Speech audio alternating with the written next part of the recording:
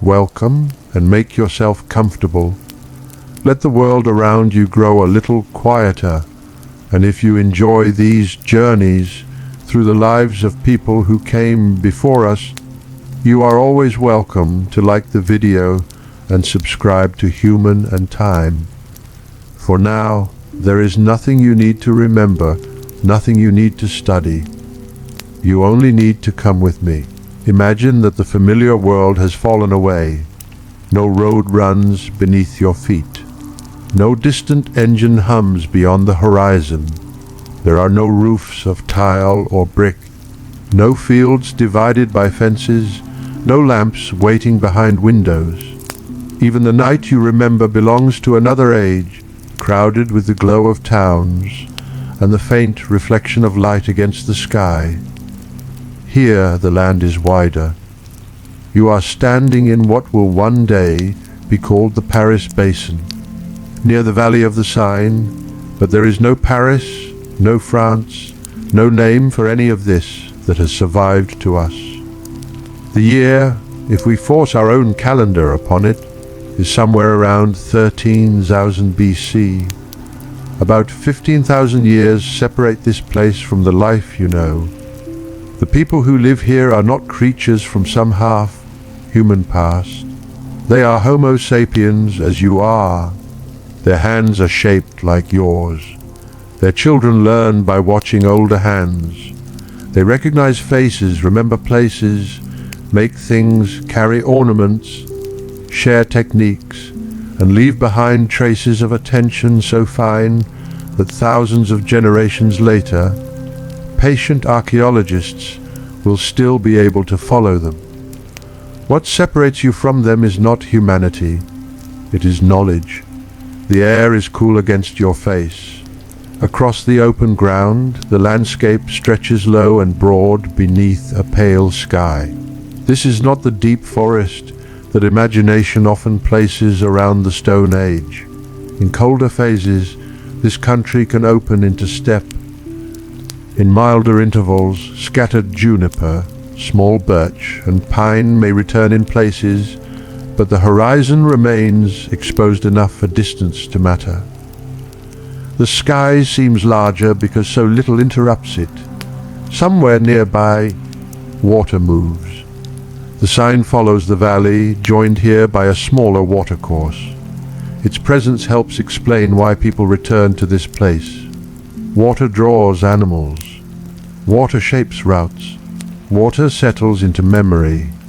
The flat ground beside the old channel offers a place where temporary shelters can stand, and beneath the soil there is another resource that matters almost as much, exceptionally fine flint.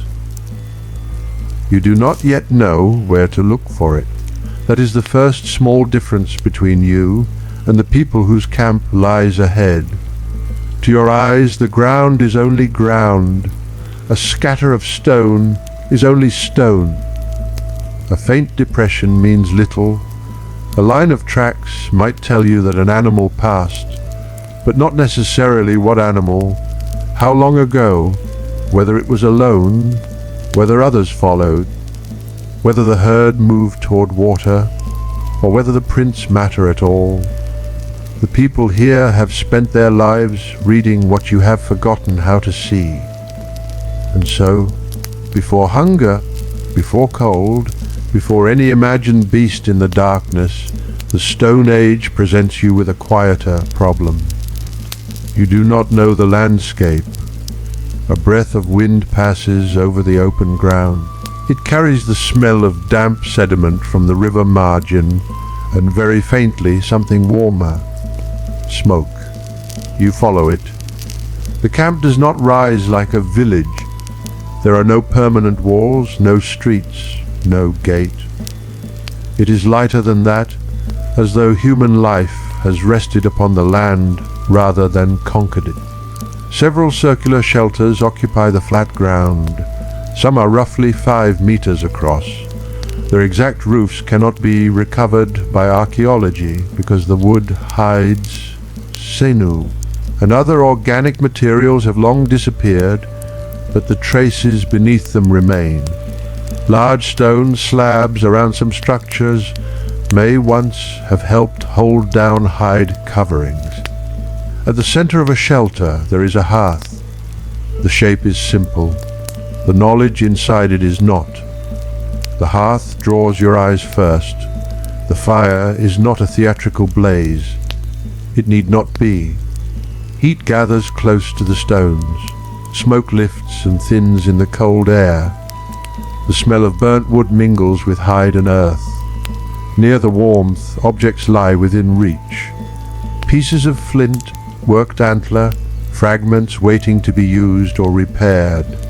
Nothing here looks abundant by the standards of your own time, and yet almost nothing is accidental. A sharp edge has a purpose. A length of antler has a future.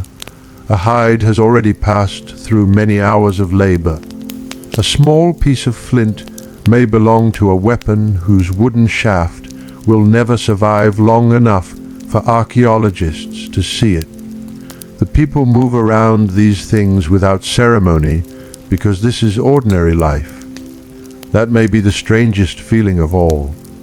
You have arrived in a world that, to you, is prehistory. To them, it is simply home. Someone crouches near the hearth, turning a piece of stone in the hand. You cannot know this person's name. No spoken word from this camp has reached us. No greeting, no joke, no family name, no word for the river. Their language is lost completely, and it would be false to place invented syllables in their mouths. So you watch instead. The stone is struck. A clear sound breaks through the softer noises of the camp. Stone against stone, then silence again. Another strike. A thin piece separates, its fresh surface catching the light. What looks from a distance like a primitive act is anything but primitive when you stand close enough to see the control. At Étiolles, some flint workers were capable of producing extraordinary blades. Good pieces could reach 20 or 30 centimeters. Some were longer still. One remarkable core preserves evidence of an initial blade around 50 centimeters long, followed by other long removals. You would not reproduce that skill by finding two stones and hitting them together. The flint has to be understood. The core has to be prepared. Force must arrive from the right direction, with the right control. Mistakes remain visible in the stone. So does mastery. Archaeologists will one day discover both. Around these hearths, they will find the work of highly experienced knappers and the failures of learners. Some novices seem to have practiced on poorer material or previously used cores, while the finest stone could pass through the hands of those who knew exactly what to do with it. This knowledge was not downloaded, searched for, or written down. It lived in bodies, in wrists, in eyes, in patience. You can almost feel the weight of that difference while you stand near the fire. You have lived in a world filled with instructions, yet here, without those instructions, you would be beginning again like a child. And there are children here. The archaeological pattern at Étiolles preserves something unusually intimate, the possibility of learning taking place beside daily work. Younger or less experienced hands left behind their own imperfect attempts. The evidence is not a portrait, but it is enough to remind us that Stone Age knowledge did not appear fully formed in each generation. It had to be taught. A child watches. An older person works. A tool fails. Another is tried. Over years, the movements become smaller, calmer, more certain. There is no need to romanticize the scene. Learning can be frustrating in any age. But from the distance of 15,000 years, there is something gentle in the continuity of it. A technique crosses from one human hand to another, and in doing so, survives longer than any shelter built here. The wind shifts again. Smoke comes toward you, making your eyes water. You turn your face away and notice the clothing around the camp, not the ragged costume of the old caveman image. These people possess eyed bone needles and awls. The exact cut of their garments is lost because leather, sinew, and plant fibers decay, but sewn clothing belongs securely within this world. In a climate such as this, fitted layers of hide and fur are not decoration. They are technology. A bone needle is a quiet thing, small enough to disappear in the palm, yet without sewing. The difference between a hide draped over shoulders and a garment shaped around the body can become the difference between enduring cold and losing warmth. You look down at what you imagine bringing with you. Perhaps in this thought experiment, modern clothing vanished with the rest of your world. Perhaps you arrived with nothing useful at all. Immediately, the question in the title changes. Could you survive the Stone Age? You might have imagined the challenge beginning with a hunt. It begins with thread, with hide, with a needle, with knowing how to repair what keeps cold air away from the skin. A damaged garment here is not something you replace by walking into a shop. It becomes another problem that must be understood with the materials already around you. The same is true of nearly everything. Near one shelter, a hide is being worked. We cannot recover the exact gesture of this particular morning, but scrapers found in Paleolithic toolkits tell us how important hide preparation was. The smell would be animal, earthy, fatty, stronger than the clean leather of a modern object. The surface beneath the hand would change as it was scraped and worked. What eventually becomes clothing, bedding, a covering, or some other useful object begins as part of an animal and demands labor before it becomes comfortable. Nothing arrives finished. That sentence might describe most of life here. Food does not arrive as food. Stone does not arrive as a knife. Antler does not arrive as a weapon. Hide does not arrive as clothing. Warmth does not arrive because a room has been built around you. Everything useful passes through knowledge first. At the edge of the camp, the land opens again. The temporary nature of this place becomes clearer the longer you look. These people are mobile hunter-gatherers. There are no cultivated fields waiting beyond the shelters, no domestic cattle, sheep, or goats enclosed nearby, no grain store built for the coming year. Their relationship with the valley follows another rhythm. Animals move. Seasons change.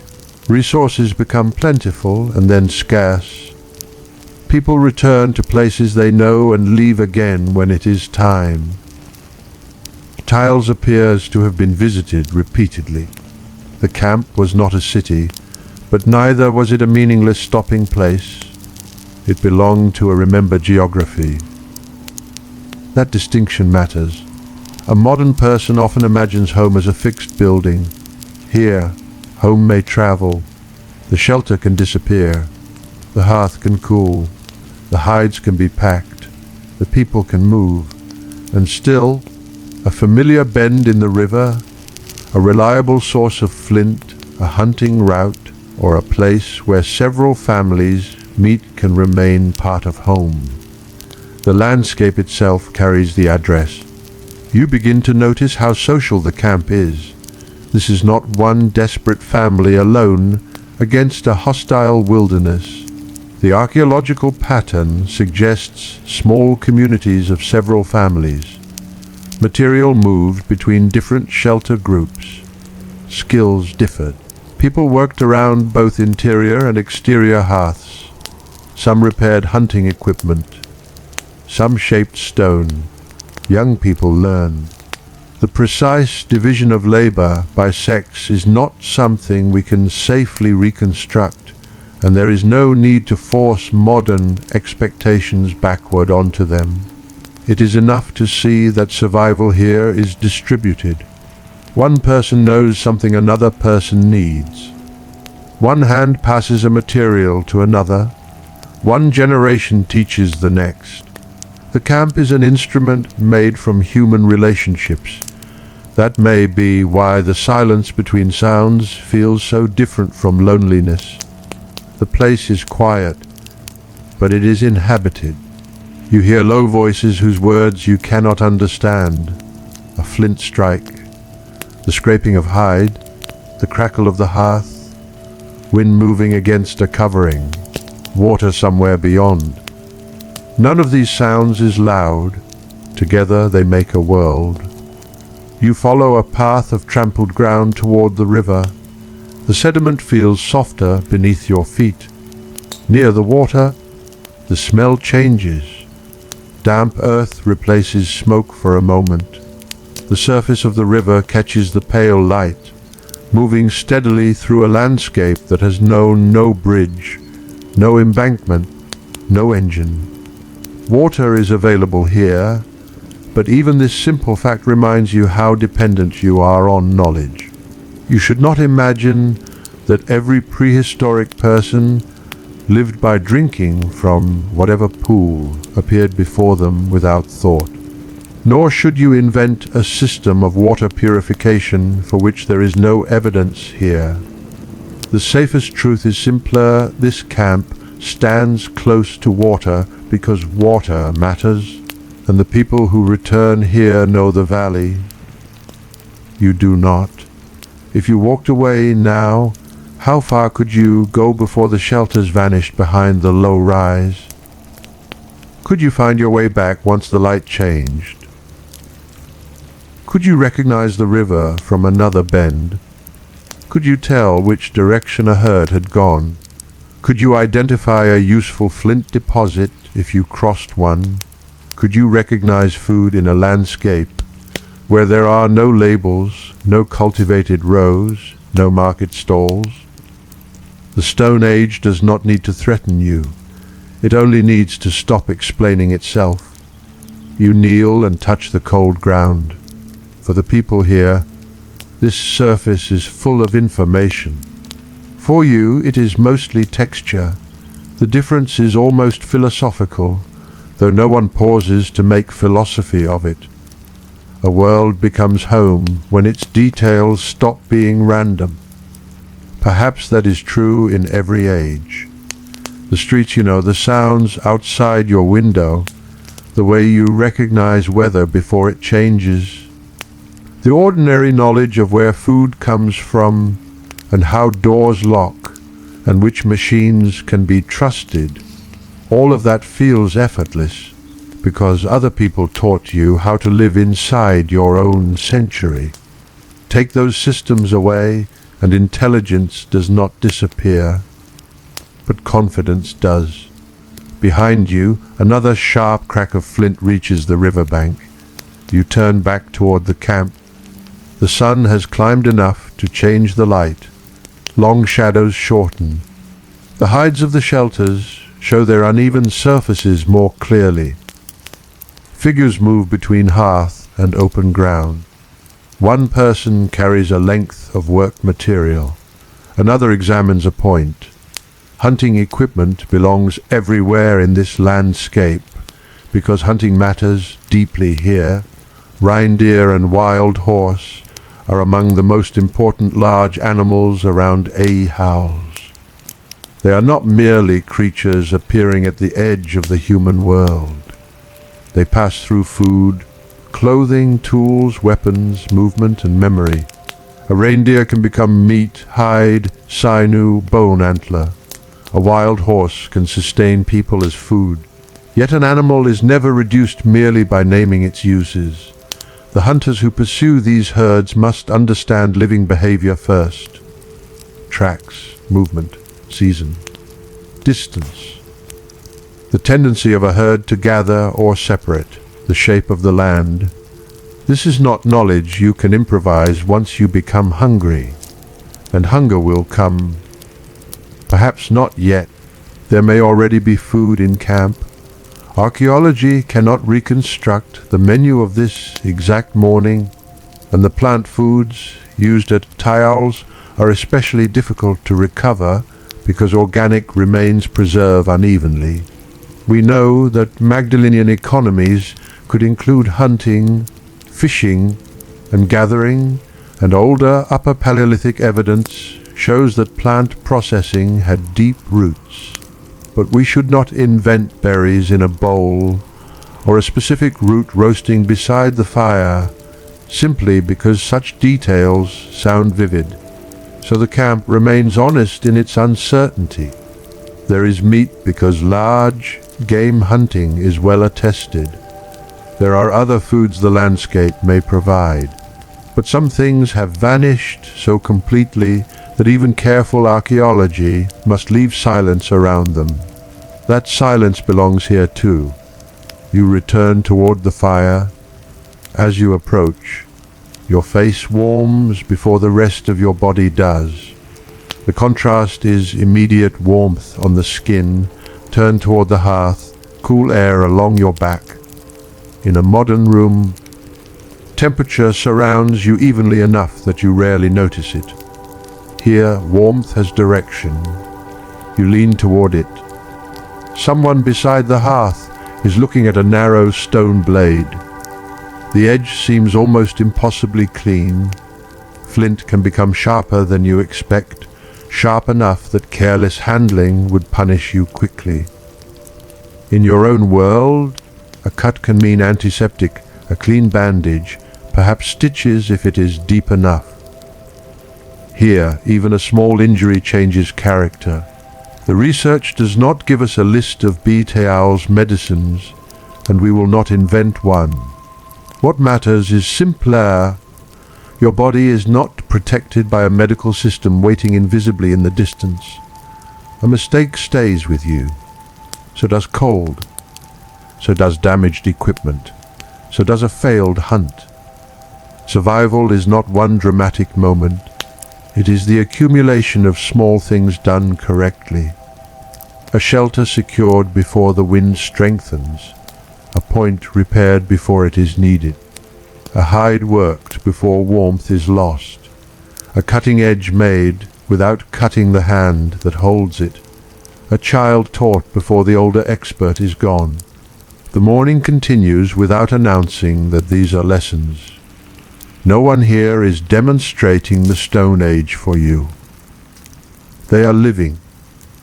That is why you begin to feel slightly out of place. Not because they are strange, because they are competent. You expected the past to be simpler than the present. Instead, it is specialized in directions your life has never required. You may know how to cross a city in minutes, using a map held in your hand. You may understand machines no one here could imagine. You may possess knowledge of continents, planets, medicine, electricity, and history. None of that tells you how to turn a large flint core into a dependable blade. None of it tells you how to read a reindeer trail. None of it tells you how to sew a hide garment with bone and sinew. None of it tells you which remembered place along this river offers the best combination of water, shelter, stone, and access to animals. A lifetime is always adapted to its own world. The people here are no exception, and neither are you. Near the edge of the hearth, pieces of worked antler bring another layer of the morning into view. Reindeer antler can become projectile points. A long wooden shaft, now lost to time, could carry such a point. Small flint elements might be fitted into hunting weapons and replaced when worn. Around the hearth, repair becomes part of preparation. The weapon is not a single object. It is a system of materials: wood, antler, flint, binding, adhesive in some Magdalenian contexts, skill holding all of them together. The spear thrower is also known in the Magdalenian world, extending the hunter's ability to cast a projectile with greater force and control. The bow, so familiar in later images of hunters, should not simply be placed into every hand here. Secure evidence for Magdalenian bow hunting is not established in the way popular imagery sometimes suggests. Again, the past becomes more precise as we stop decorating it. You watch a point being examined. Perhaps it will be carried out today, perhaps not. The exact morning cannot be replayed, but nearby faunal evidence tells us that people at Étiolles hunted reindeer and wild horse, and at least one concentration represents 3 horses taken during spring.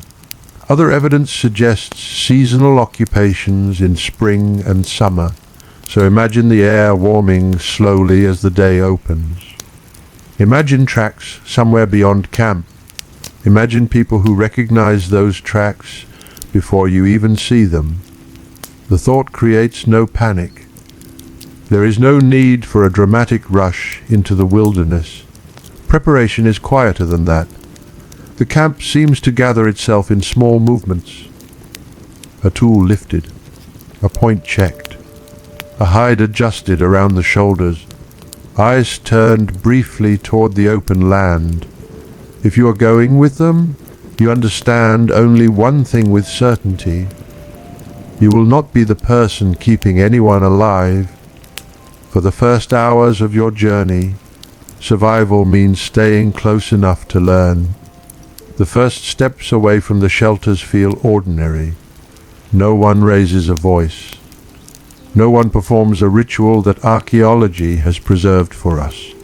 There is only movement. A few figures crossing the open ground, equipment carried close to the body, the camp slowly shrinking behind them. You follow. The air has lost some of its early chill, though the wind still moves cleanly across the valley. Underfoot, the earth changes from the softer ground near the river to firmer open terrain. Low vegetation bends and lifts. The sky remains broad, almost empty. Ahead, the others do not walk as though they are exploring. They know where they are going. That difference becomes visible almost immediately. One of them slows. You look toward the ground. At first, there is nothing.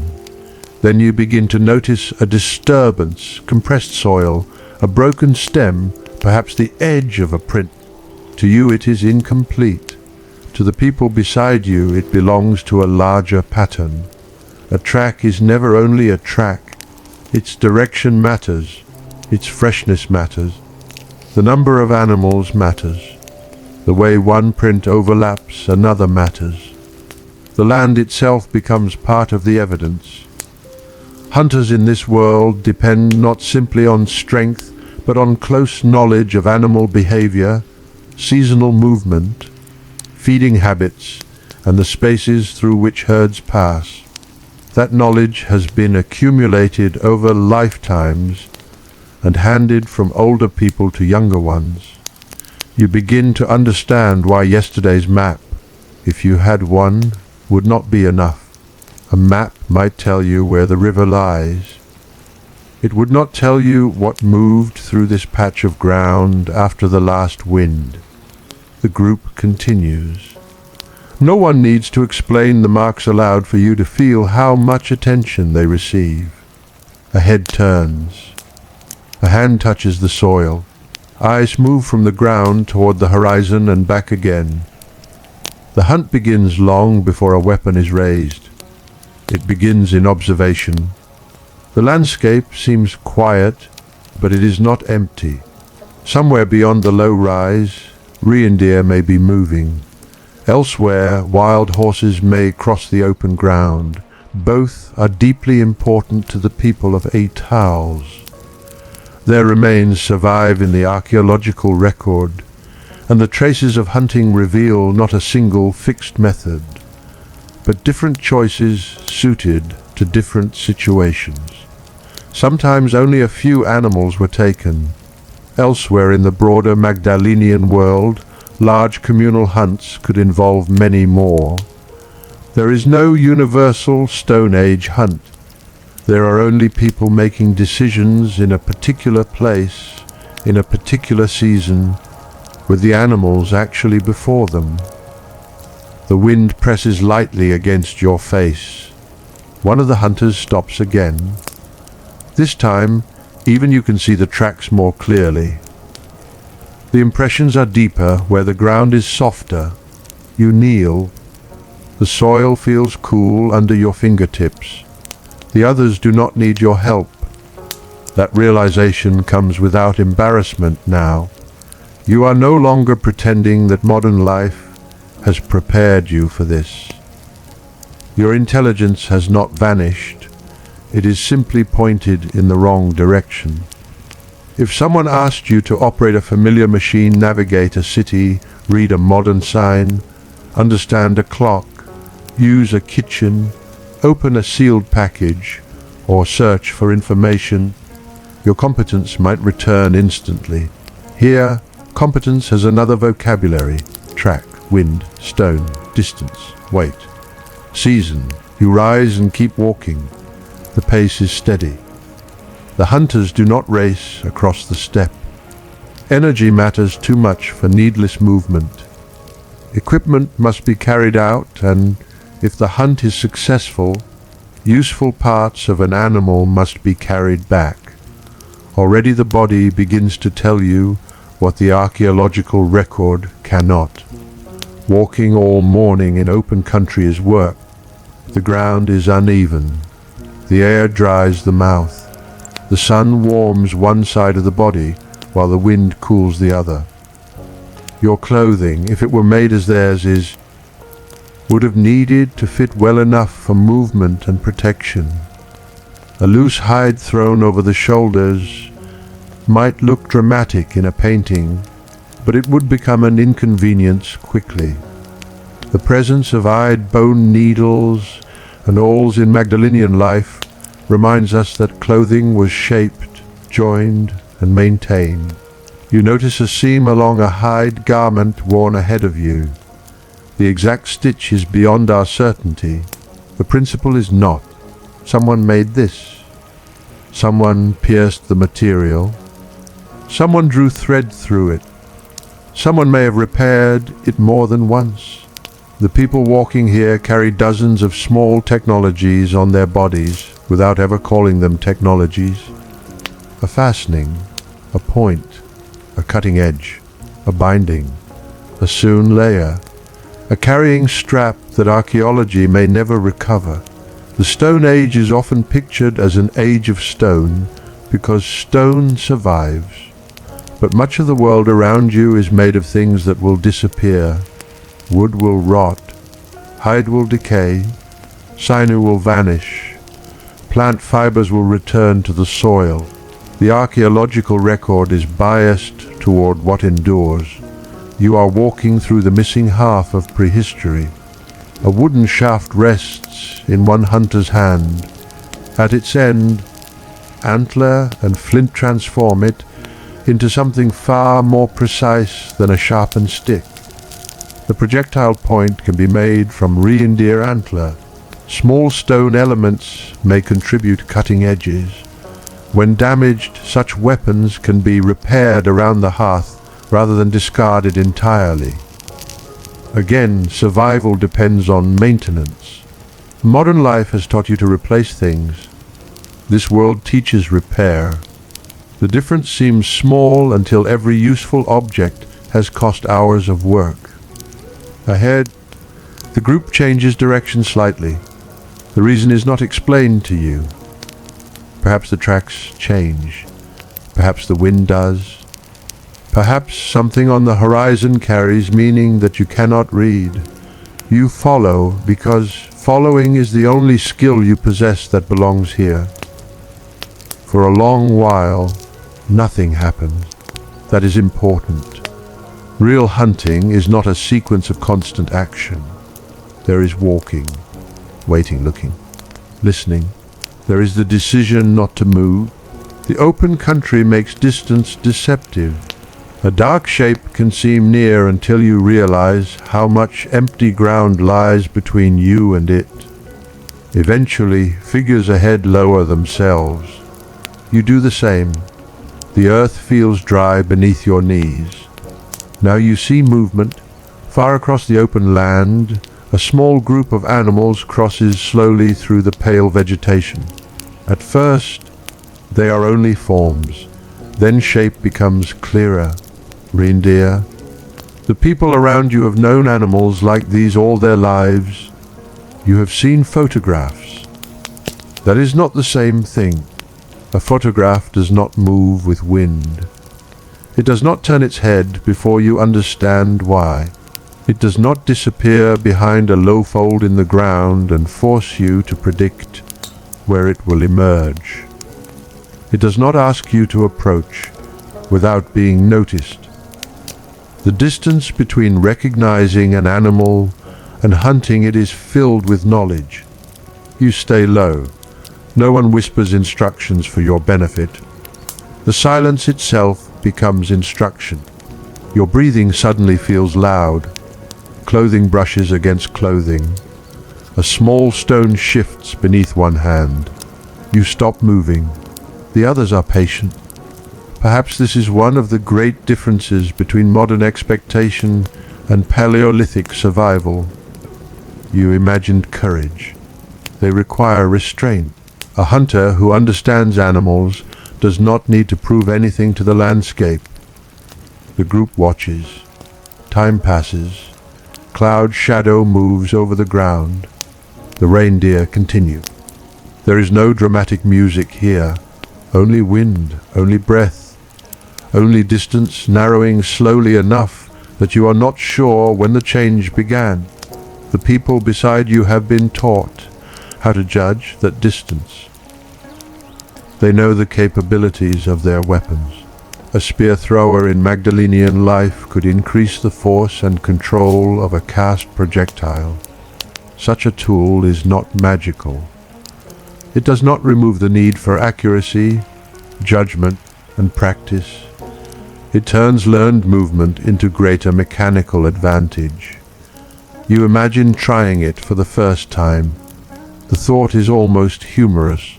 A weapon whose use has been refined through years of practice would not become effective merely because someone placed it in your hand. Modern familiarity with the concept of leverage would not teach your shoulder the movement. The body has to learn. The hunters wait. Then movement comes. It is brief, controlled.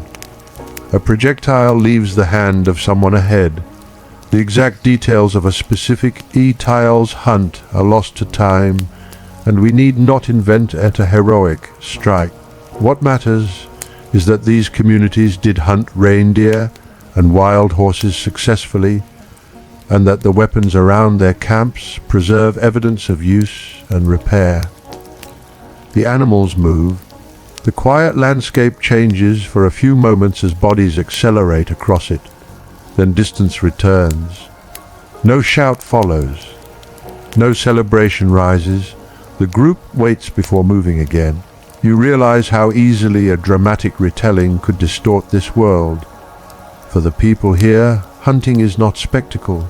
It is food, material, risk, labor, and knowledge applied patiently enough to make survival possible. The group begins forward again. The earth passes beneath your feet. The air smells faintly of vegetation and dry soil, then something sharper as you approach the place where the animals passed. What follows is not presented to you as violence. It is work. One animal has been taken. Its body is warm against the cool air. The people around it move with familiarity, not indifference. Stone blades appear. This is where flint becomes something more than an archaeological object.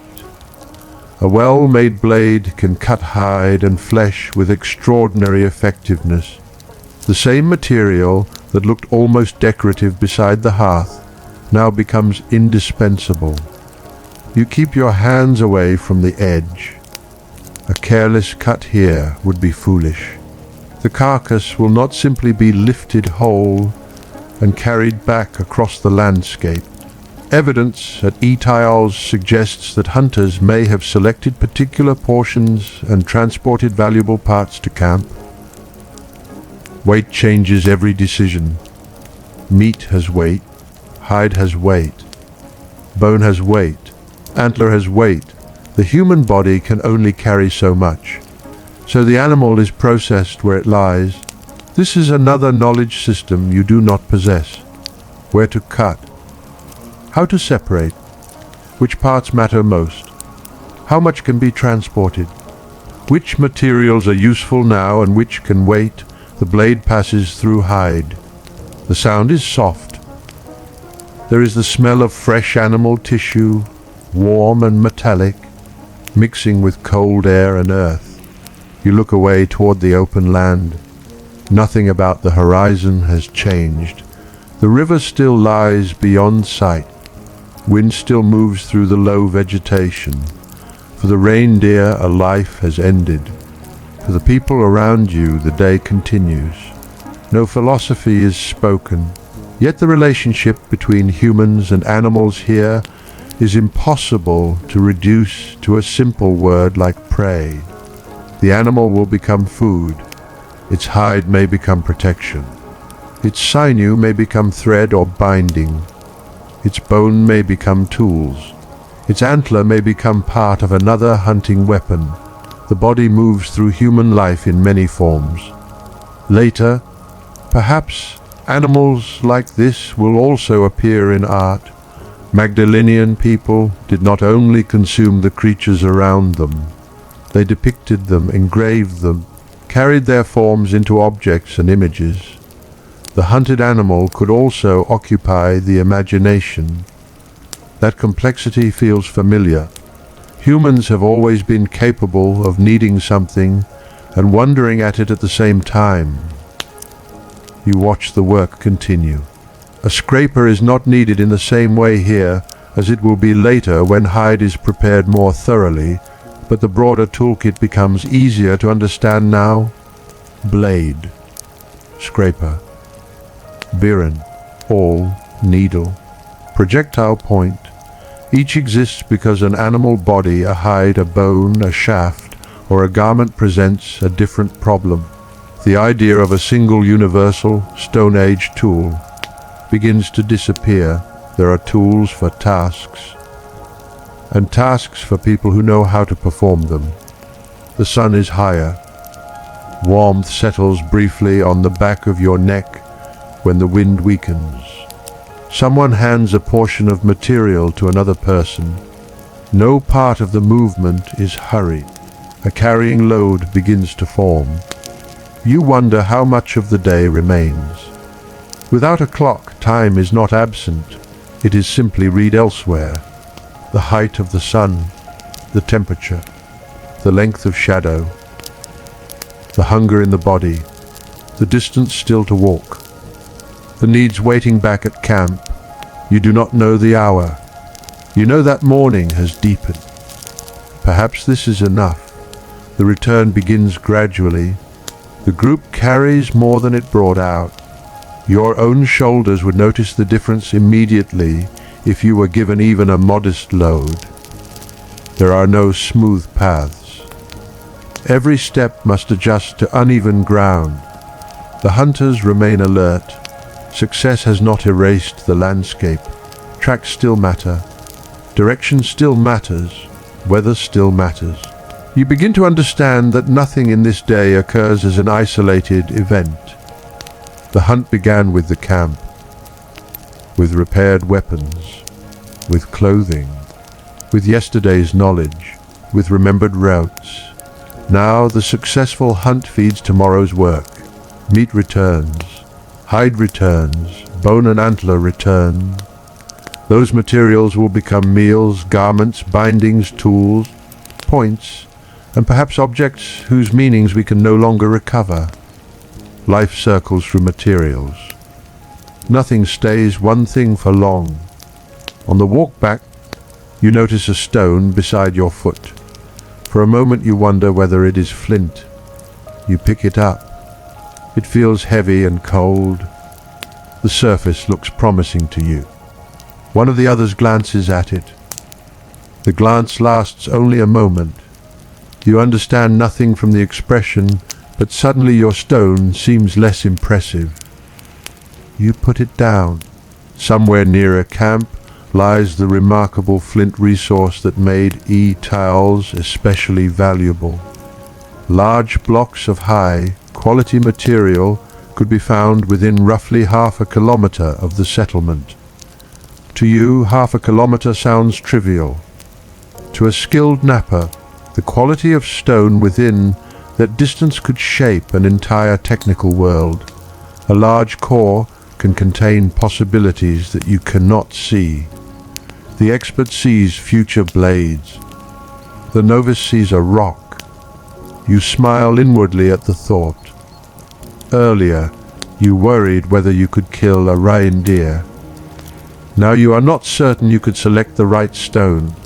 The question of survival is becoming smaller and larger at the same time. Smaller because it consists of ordinary acts. Larger because there are so many of them. A successful day is built from competence layered upon competence. There is no single heroic skill that replaces all the rest. Even fire does not stand alone. Fuel must be found, the hearth must be tended, warmth must be preserved, food must be prepared, tools must survive long enough to perform their work, clothing must be maintained, people must remember where to go, children must learn how. As the camp comes back into view, thin smoke rises above the shelters. You had not realized how reassuring it would feel.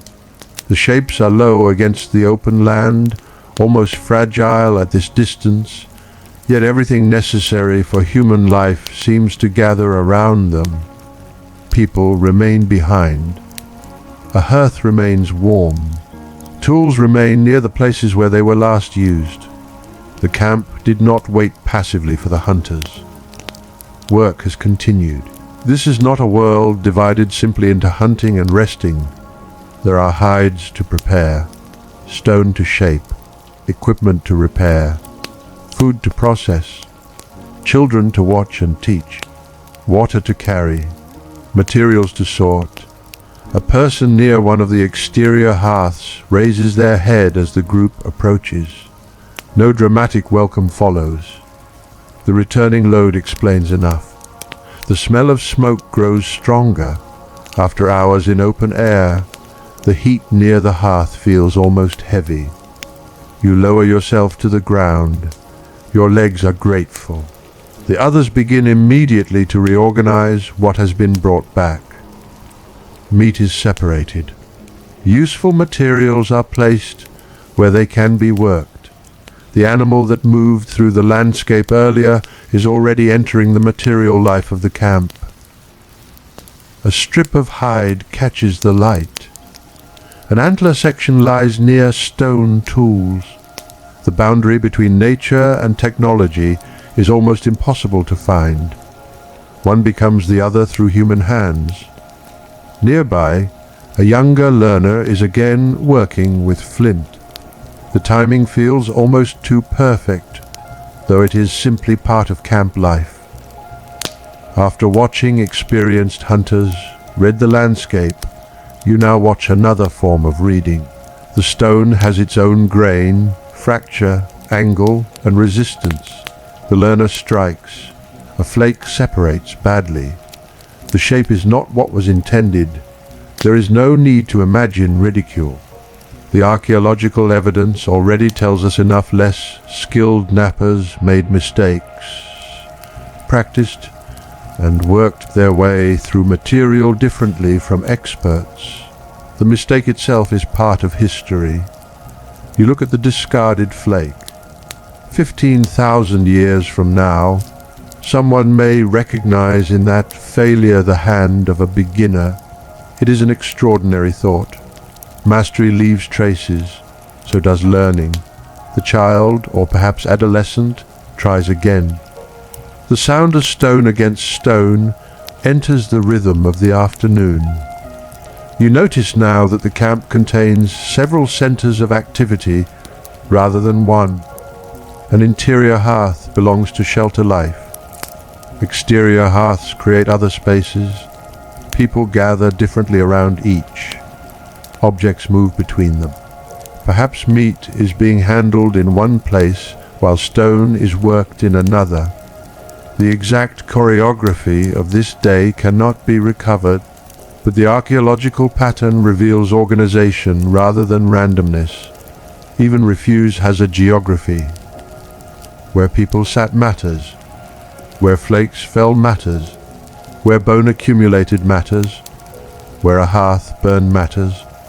Thousands of years later, those patterns allow archaeologists to reconstruct human proximity from what was left on the ground. You think of all the things you leave behind in your own life without noticing. A cup on a table, shoes by a door, a chair shifted slightly, a charging cable, a wrapper, a half-read book. Archaeology begins where ordinary life forgets itself. Here, even a few centimeters between stone fragments may preserve a relationship. Someone worked there. Someone else sat nearby. Material passed between them. A hearth held them both within its warmth. The wind changes and smoke bends low. You close your eyes for a moment. The smell clings to clothing. Your body is tired in a different way now, not exhausted, simply aware of distance. The people around you do not stop because you have returned. The day's materials still have to be transformed. A successful hunt has created work. You begin to see how misleading the word survival can be. It sounds like escaping death. Here, survival looks more often like finishing tasks, processing what was brought back before it is wasted, repairing what was damaged, preparing what will be needed next, keeping warm, teaching, remembering, sharing space. The greatest achievements of the day may be so ordinary that no one celebrates them. The fire continues. A blade is sharpened through replacement, not honing. A hide is turned. Hands become greasy. Stone dust settles near a napper's knees. A child watches. The river moves beyond the shelters. Above everything, the sky remains enormous. You are beginning to know the camp by sight now.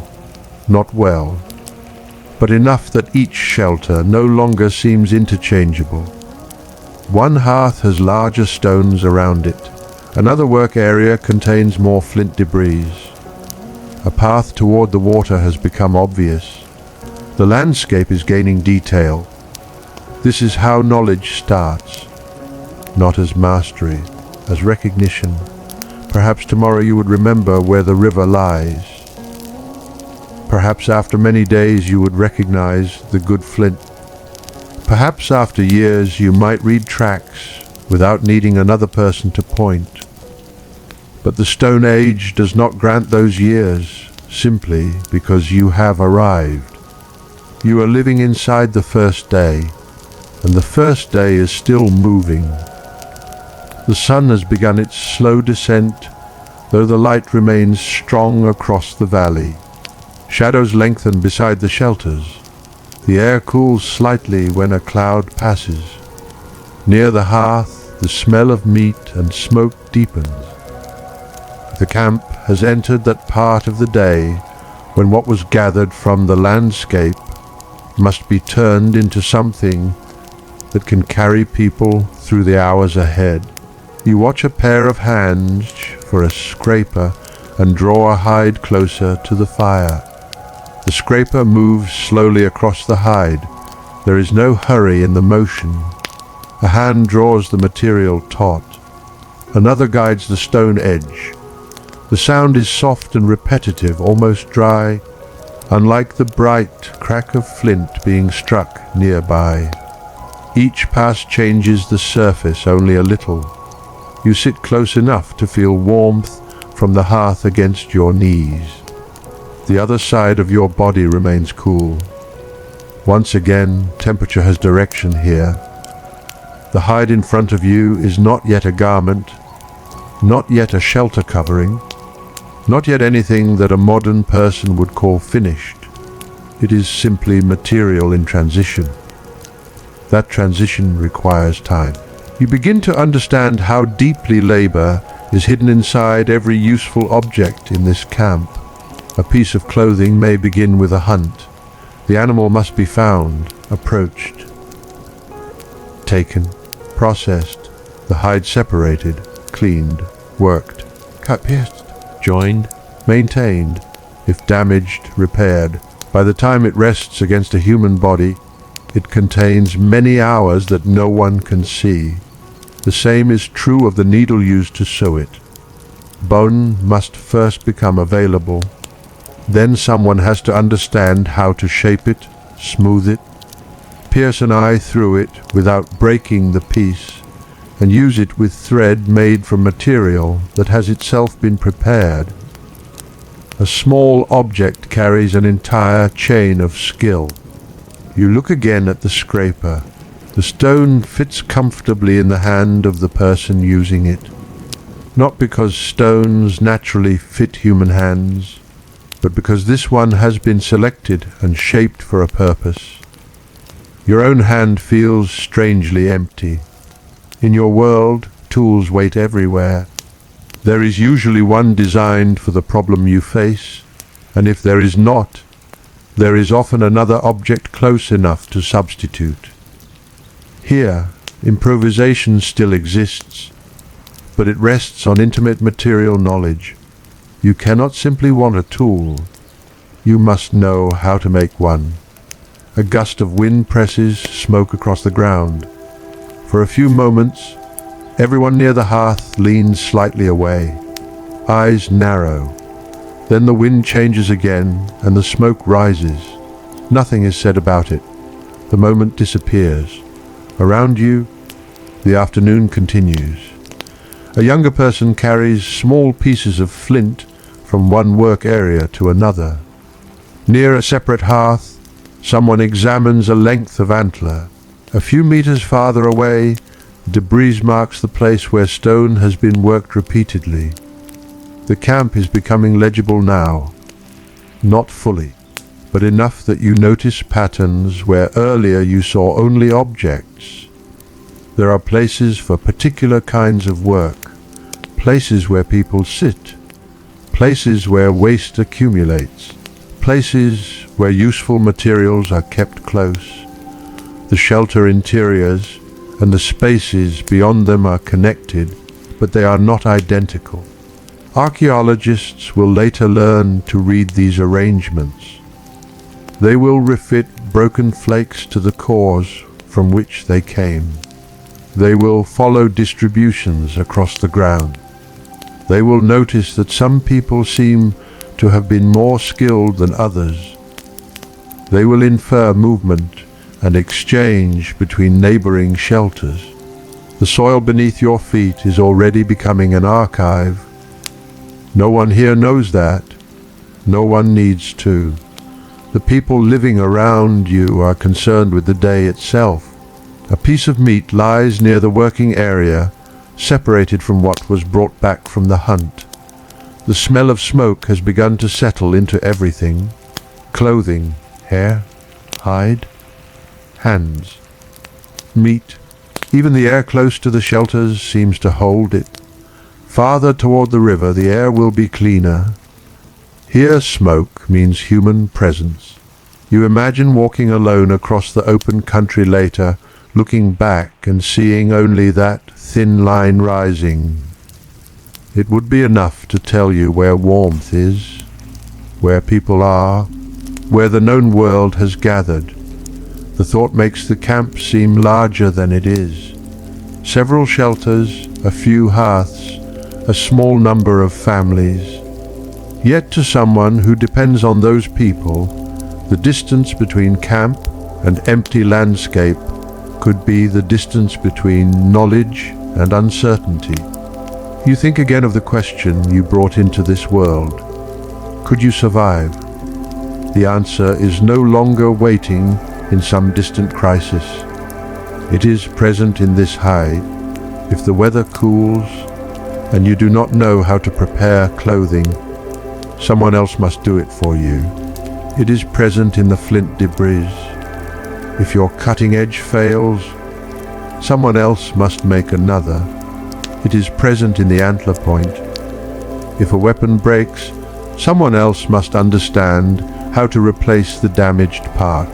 It is present in the footprints beyond camp. If you cannot read them, someone else must decide where to go. Your survival is not a private achievement. Not here. Perhaps it never was. In your own age, dependence is simply hidden behind walls, systems, roads, electrical lines, supply chains, factories, farms, and people you will never meet. Here, dependency has faces. You can see the person whose skill keeps a garment together. You can see the person whose hands produce the blade. You can see the learner watching both. The simplicity of the camp makes the complexity of cooperation easier to notice. The scraper pauses. The person working the hide turns it, runs fingers across the surface, and begins again. You cannot know the exact thoughts behind the gesture. You do not need to. The hand knows what the narrator cannot recover. That is one of the quiet boundaries of prehistory. Stone survives, bone survives, antler may survive. The movement that shaped them is gone. The voice explaining the movement is gone. The private memory attached to an object is gone. All that remains is enough to show that knowledge once lived here. Sometimes that is more moving than certainty. Near another hearth, a piece of flint is being prepared. You watch more carefully now. The core does not resemble the finished blade waiting in your imagination. It is bulky, uneven. Its future is hidden. The experienced napper seems to rotate it mentally as much as physically. One surface must prepare another. A removal can create the condition for the next removal. A mistake may change everything that follows. The sequence matters. That is why a large, beautiful core in expert hands is not merely raw material. It is planning made visible. At Étiolles, the quality of local flint allowed extraordinary technical work.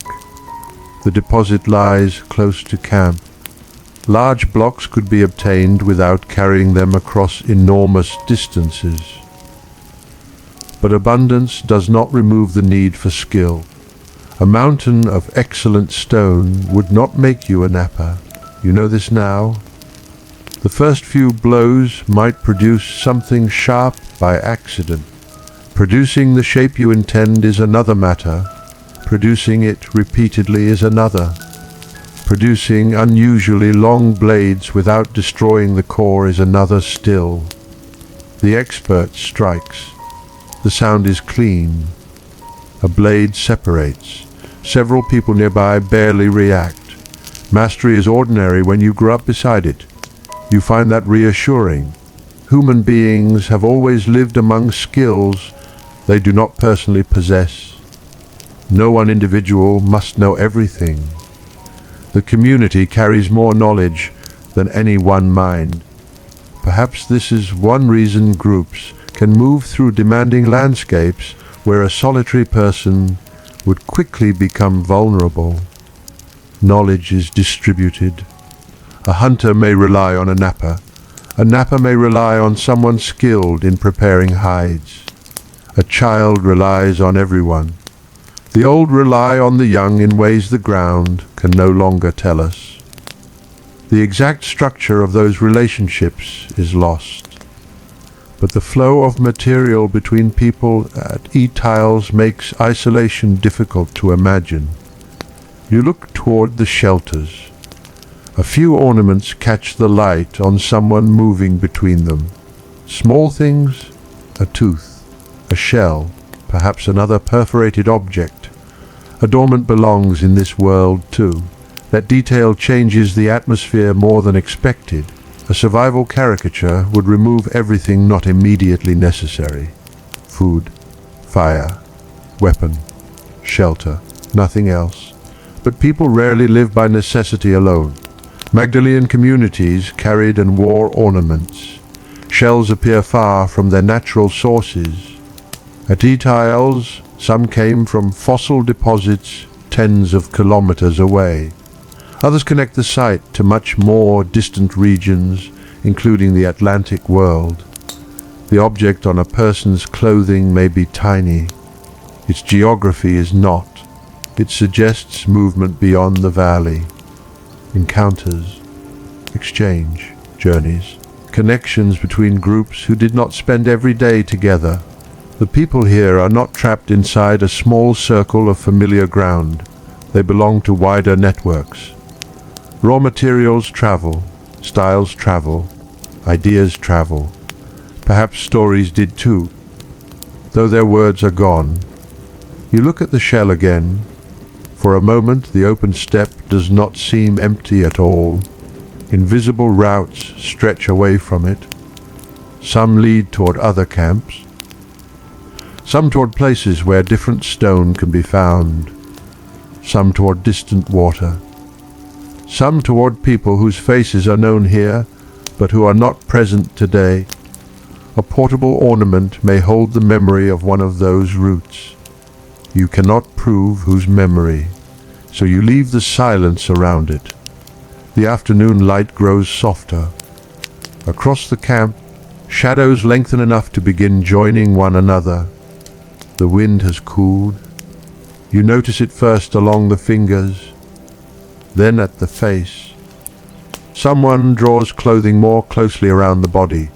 Again, the value of sewn garments becomes obvious without explanation. Cold rarely arrives as a dramatic event. It enters slowly, a little through the wrist, a little around the neck, a little from the ground beneath you.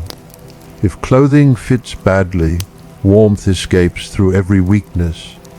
If footwear fails, each step becomes more difficult. The exact form of Magdalenian shoes at this camp is not preserved, but protection for the feet in a cold environment is a reasonable necessity supported by the wider evidence for tailored clothing technology. You resist the temptation to imagine a precise design. Prehistory often asks for restraint. There are things we know. There are things we infer carefully. There are things we should leave unknown. That distinction keeps the world real. Someone close to the hearth lifts an eyed needle. It is slender enough that you almost lose sight of it between the fingers. You think of how easily such an object might break, how easily it might be lost, how valuable the ability to make another would become. If you carried one perfect needle into this world, but did not know how to replace it, you would possess an object. The people here possess a technology that is a deeper kind of wealth. The needle moves through material. The pace is deliberate. Your own breathing has slowed with the rhythm of watching. There is something calming about work that cannot be hurried beyond the limits of the hand. No machine amplifies it. No clock demands another unit before the hour ends. The task takes the time it takes. Yet this does not mean Paleolithic life is leisurely or free of pressure. There are consequences if work remains unfinished. Clothing still has to protect.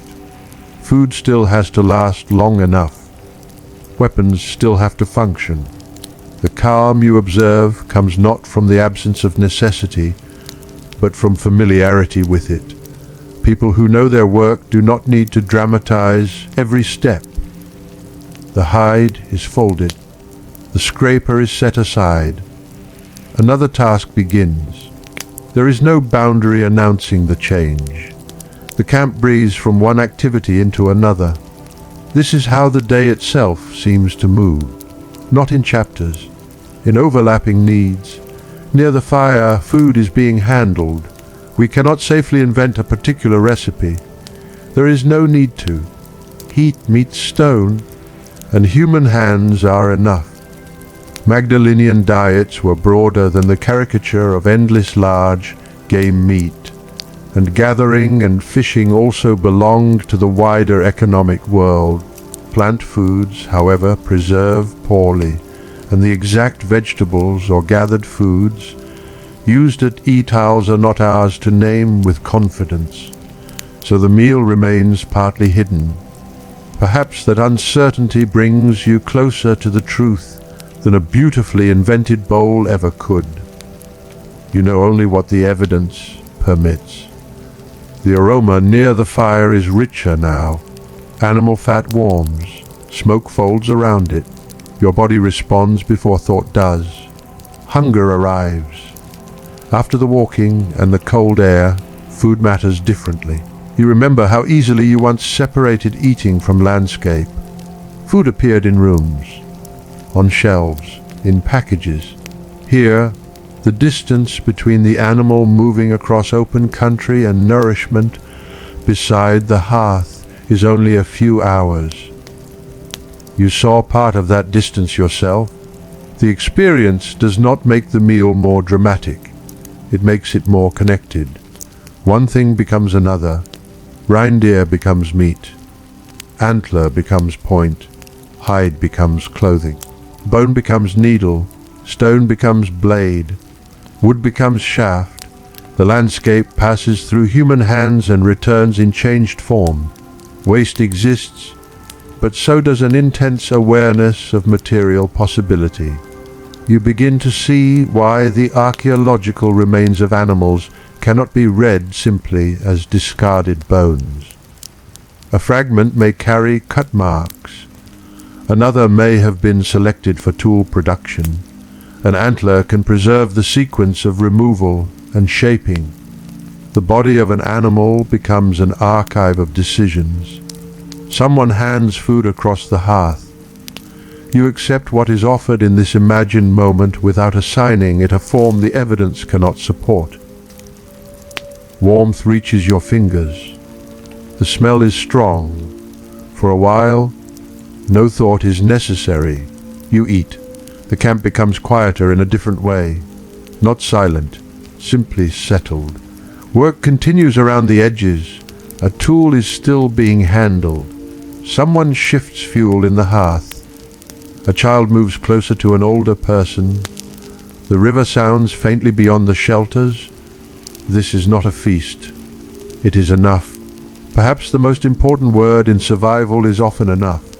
Enough warmth, enough food, enough light, enough material, enough people. Modern abundance has made enough strangely difficult to recognize. Here, the threshold is closer to the body. The air cools, and you know you need warmth. The stomach empties, and you know you need food. A blade breaks, and you know you need another edge. The needs are immediate. The solutions are social. Above the camp, a few birds cross the pale sky. You cannot safely name them from the evidence before us. Their silhouettes pass and disappear. The open valley swallows them. Nearby, a shell ornament makes a faint sound against another object when its wearer moves. That small sound carries your thoughts back toward distance. Long-distance contact matters here because it tells us these people did not live within tiny, intellectual islands. A material found far from its source may have traveled directly with a person, or through repeated exchanges. Either way, geography is folded into objects. You imagine a young person here touching a shell whose original coast they may never have seen. Perhaps someone told them where it came from. Perhaps not. The story is unknowable. but the shell itself is enough to prove that this valley is connected to a world beyond the horizon. This changes the survival question once more. If you appeared here alone, you would not merely lack technical knowledge, you would lack relationships. No neighboring group would know you. No one at a distant camp would remember your face.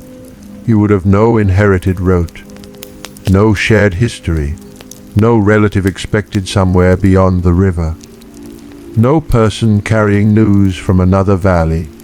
The people here inhabit both landscape and network. You inhabit neither. The distinction is profound. A human being placed in a rich environment can still be poor if nothing in that environment has meaning. Knowledge gives the landscape value. Relationships give movement safety. Memory connects one season to another.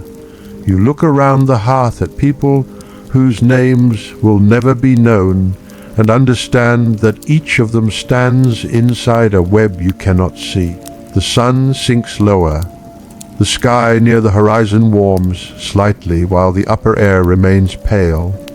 The shelters become darker shapes. Someone moves toward the water. Another bends over the hearth. The day's bright flint surfaces lose their brilliance as the angle of light changes. Now the fire begins to matter more visually. In full daylight it was mostly heat and smoke. As evening approaches, it becomes light. The first orange reflections appear along stone surfaces. Eyes turn toward it more often. The camp draws inward, not suddenly. There is no bell for evening. The open work areas simply become less inviting as temperature falls and visibility softens. Activities move closer to warmth. You notice how easily a hearth organizes space. Close enough heat, too close smoke, sparks, discomfort. Farther away cold. People choose positions almost without thinking. Years of ordinary experience have taught bodies where to sit. You choose a place by imitation. Your back aches faintly from the day's walking. The ground beneath you is hard. You shift. One of the flat stones around the hearth still holds warmth. You rest a hand against it. Heat has entered the stone and remains there after flame has moved elsewhere. In treeless or sparsely wooded Magdalenian environments, archaeological evidence from other sites shows how carefully people could use available fuel and heated stone. The principle here is simple enough to feel immediately. Stone remembers fire longer than air does. You leave your palm there. The warmth seems impossibly pleasant. A day's survival has reduced comfort to elemental things. Heat in stone, food in the stomach, people nearby, a covering against wind. The feeling is not primitive, it is deeply human. Someone on the other side of the hearth begins working an object again. Evening does not end labor. The fire provides enough illumination for close tasks near its edge. A damaged projectile component can be inspected. A small flint piece can be replaced. An awl can pierce material. The camp prepares not only for sleep, but for another day. Maintenance bridges the darkness. You begin to understand why a broken weapon beside a hearth matters so much archaeologically. It is not simply evidence of hunting. It is evidence of return. Someone came back, sat down, looked at what had failed, fixed it. The object contains a cycle, departure, use, damage, repair, departure again. Human life has always been filled with these circles. We like to remember dramatic beginnings. The more durable reality is maintenance. The fire drops slightly. A piece of fuel is moved inward. Sparks rise and vanish. Beyond the hearth, the camp is becoming shadow. Faces are less distinct now. Movements remain familiar. The day has not ended, but sight is beginning to surrender some authority to sound. You hear the scraping of a tool before you see it, a voice from another shelter, footsteps returning from the river, the soft movement of hide in the wind, a child shifting closer to the fire, the crack of wood, the small dry contact of stone against stone. And underneath these, almost hidden, the water continues. Temperature falls another degree, perhaps more. You cannot measure it. You do not need to. Your skin tells you.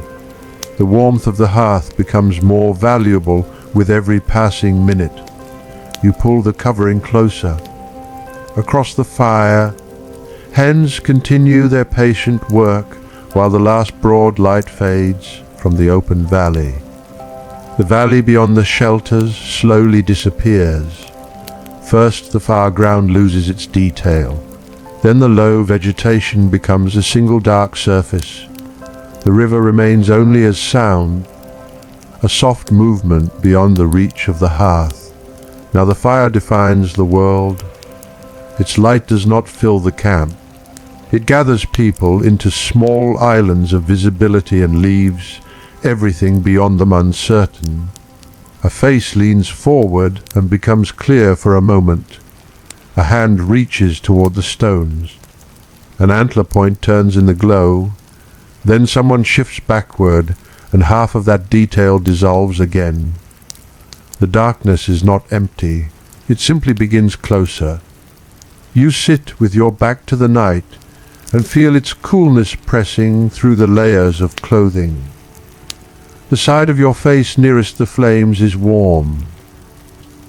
One shoulder is almost comfortable. The other still belongs to the open air.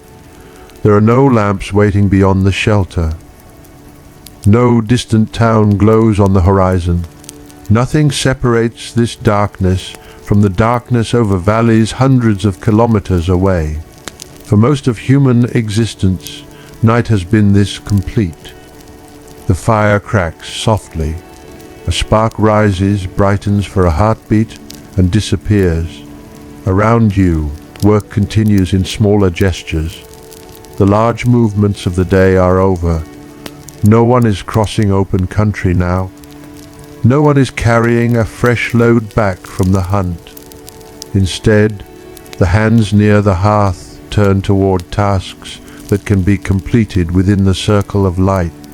A damaged piece of equipment is examined. A blade is moved closer. A binding is checked.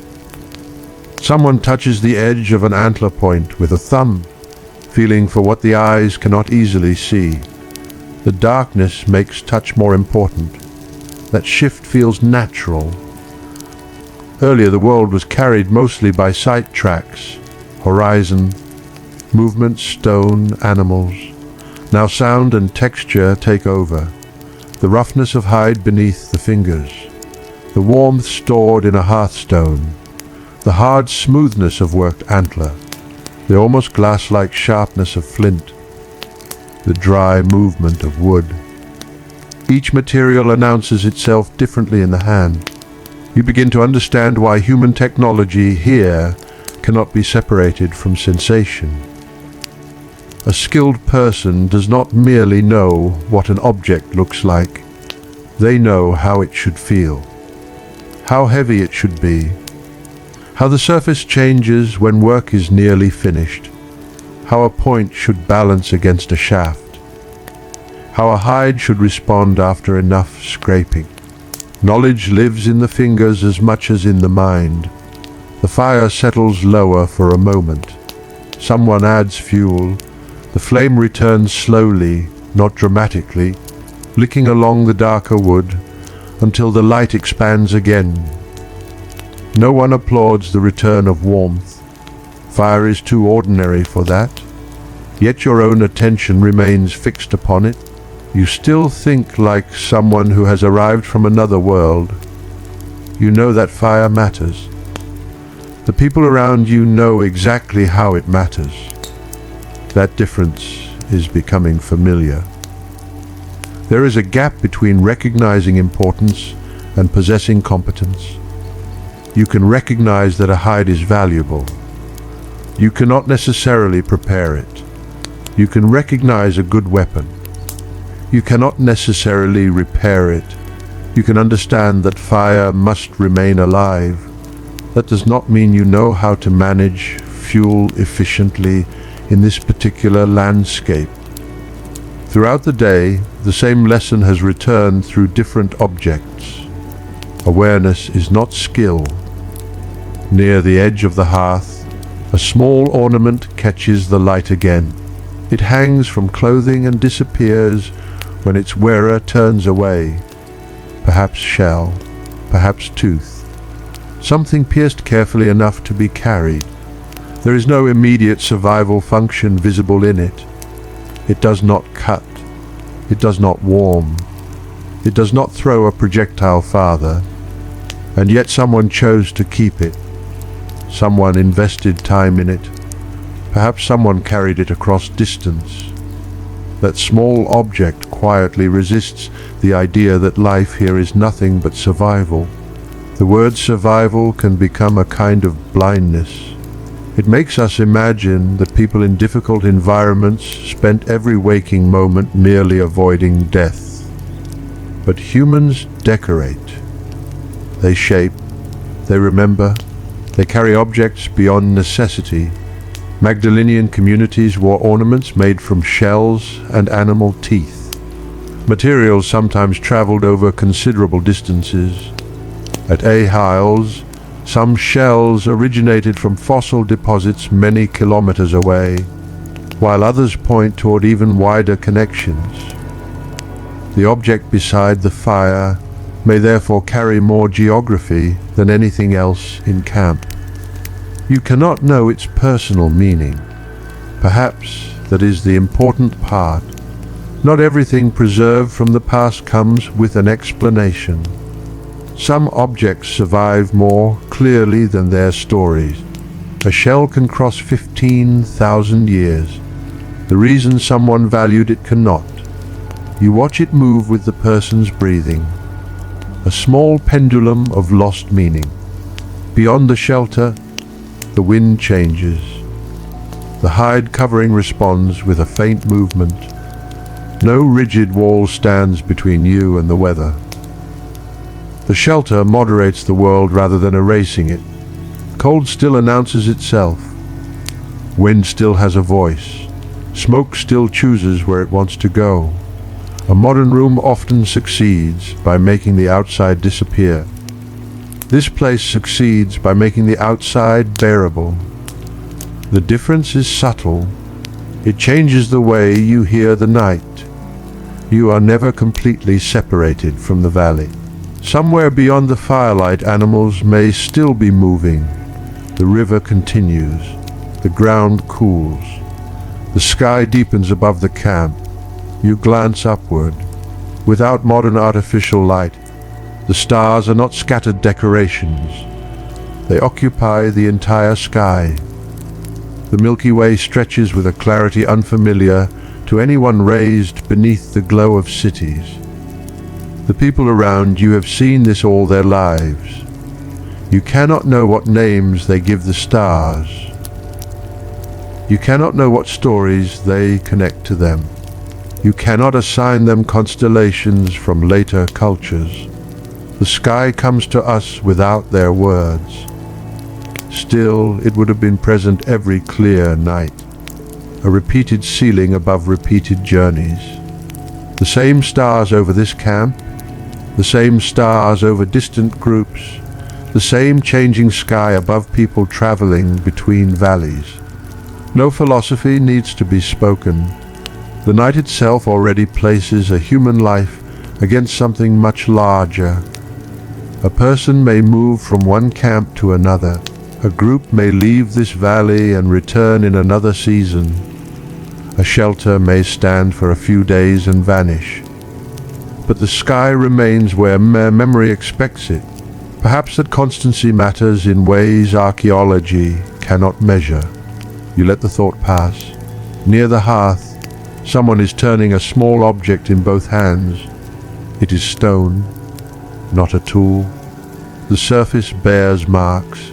Étiolles has given us one of the most intimate objects from this world, an engraved pebble carrying animal figures, and a complex arrangement of lines. Its exact meaning is unknown. That uncertainty must remain. We cannot call it a religious object with confidence. We cannot claim that it tells a particular myth. We cannot name its maker, but we can know that someone looked at stone and chose to place images upon it. The fact alone is enough. You imagine the movement of a point across a surface. A line appears, then another. An animal slowly becomes recognizable. The same kind of animal that might be tracked across open ground in daylight can exist again in stone at night. Hunted, used, remembered, represented.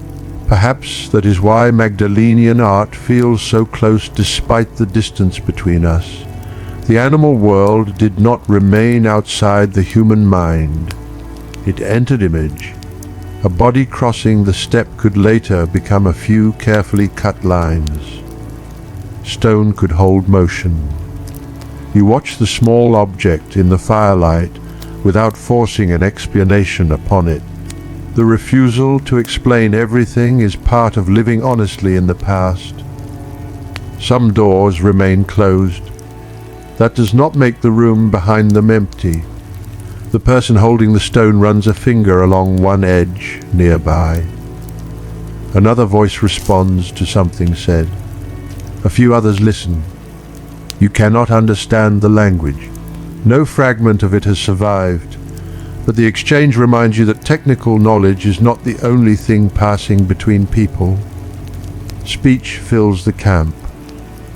Information, memory, instruction, perhaps humor, perhaps disagreement, perhaps stories.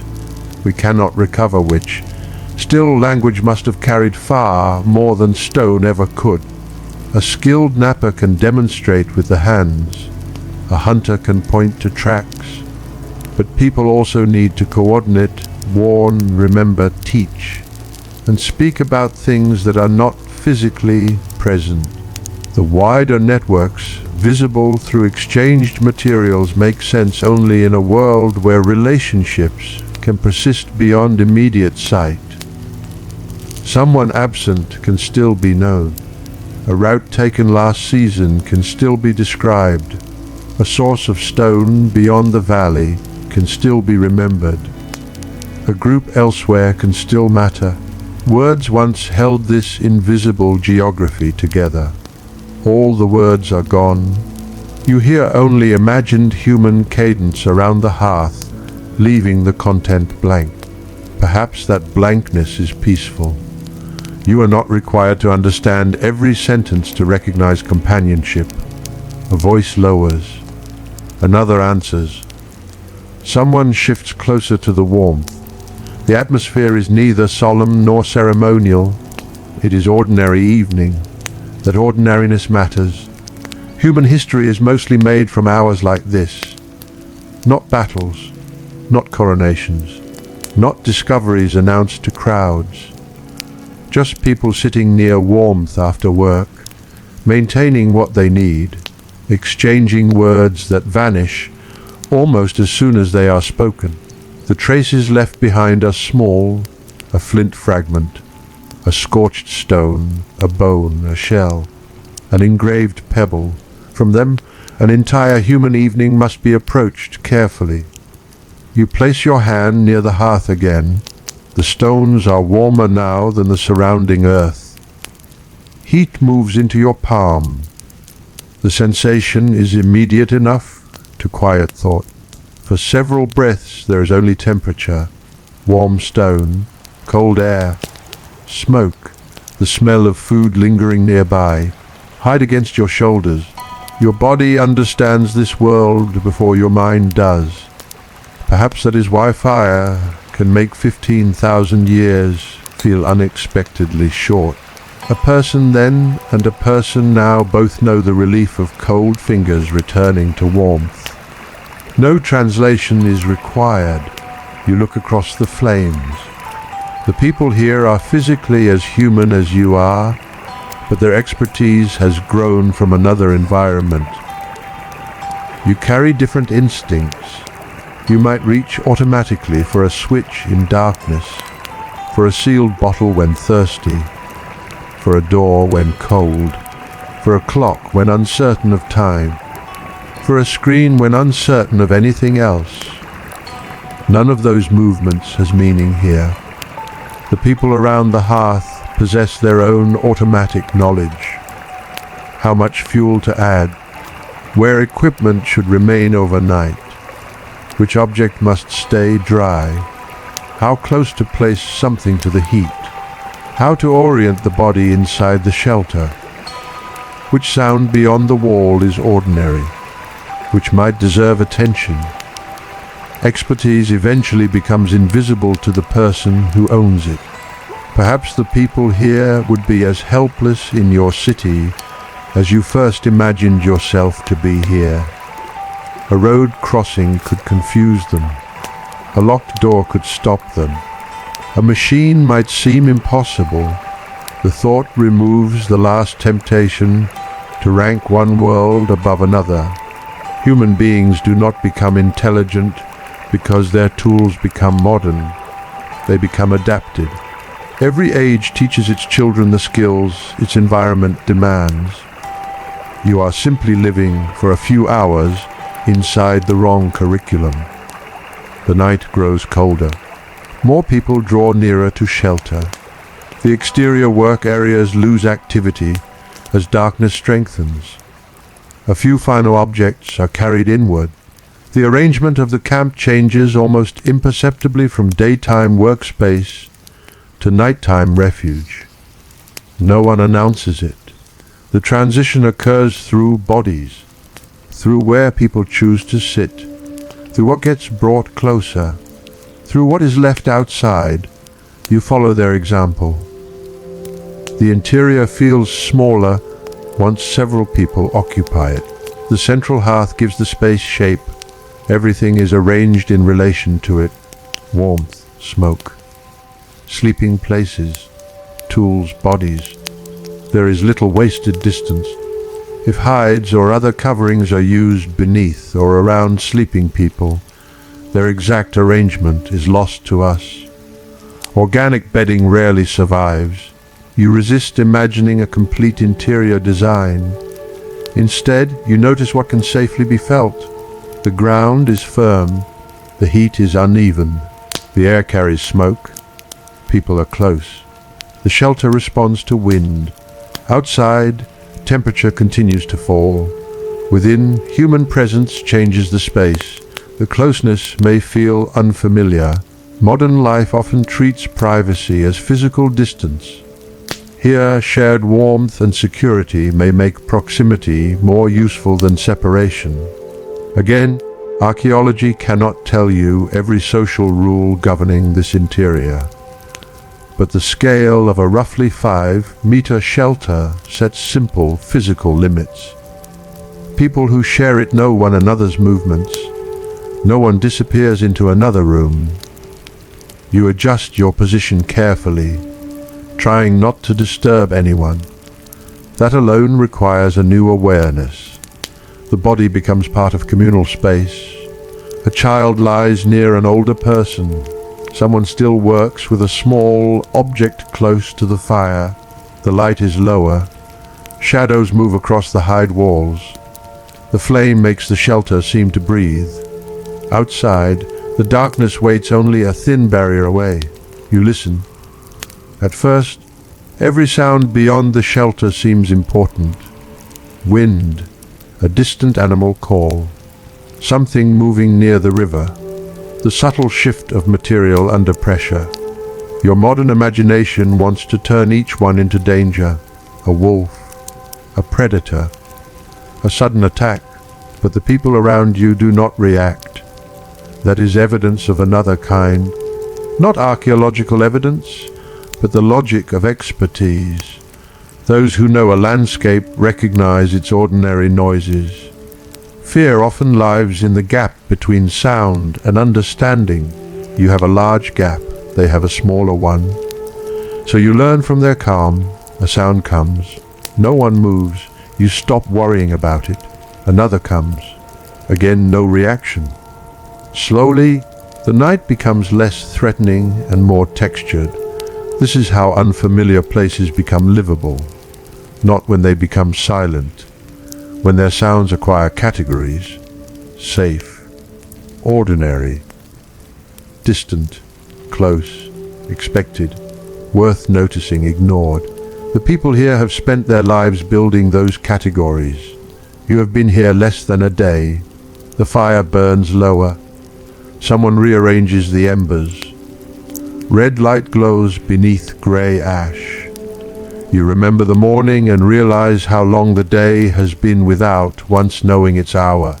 Time has been measured through changes rather than numbers, cold to warmth, morning shadow to high sun, hunger to food, bright valley to dark shelter, work to rest. The structure of the day has remained clear without a single clock. That does not make time less important. If anything, it makes time more physical. You have felt it in your legs, in your stomach, in the cooling air, in the changing angle of light. Time here is not abstract. It touches the body. Perhaps this is one reason the idea of 24 hours in the Stone Age feels slightly artificial now. The people here do not divide this experience according to your challenge. They are not waiting for you to complete a survival test. Morning will come because the earth turns, not because a clock reaches the end of a countdown. Their lives continue before and after the boundary you have invented. That realization softens the whole question. You are no longer trying to defeat a day. You are simply inside one. Near the hearth, the engraved object is put aside. The shell ornament disappears beneath a fold of clothing. Tools are settled close to where they will be found again. Nothing important is thrown carelessly into darkness. A blade can be replaced, but not without work. A bone needle is small enough to lose. A projectile point represents labor already invested. Material discipline becomes more visible at night. The useful world shrinks to what the fire can illuminate and what the hand knows how to find.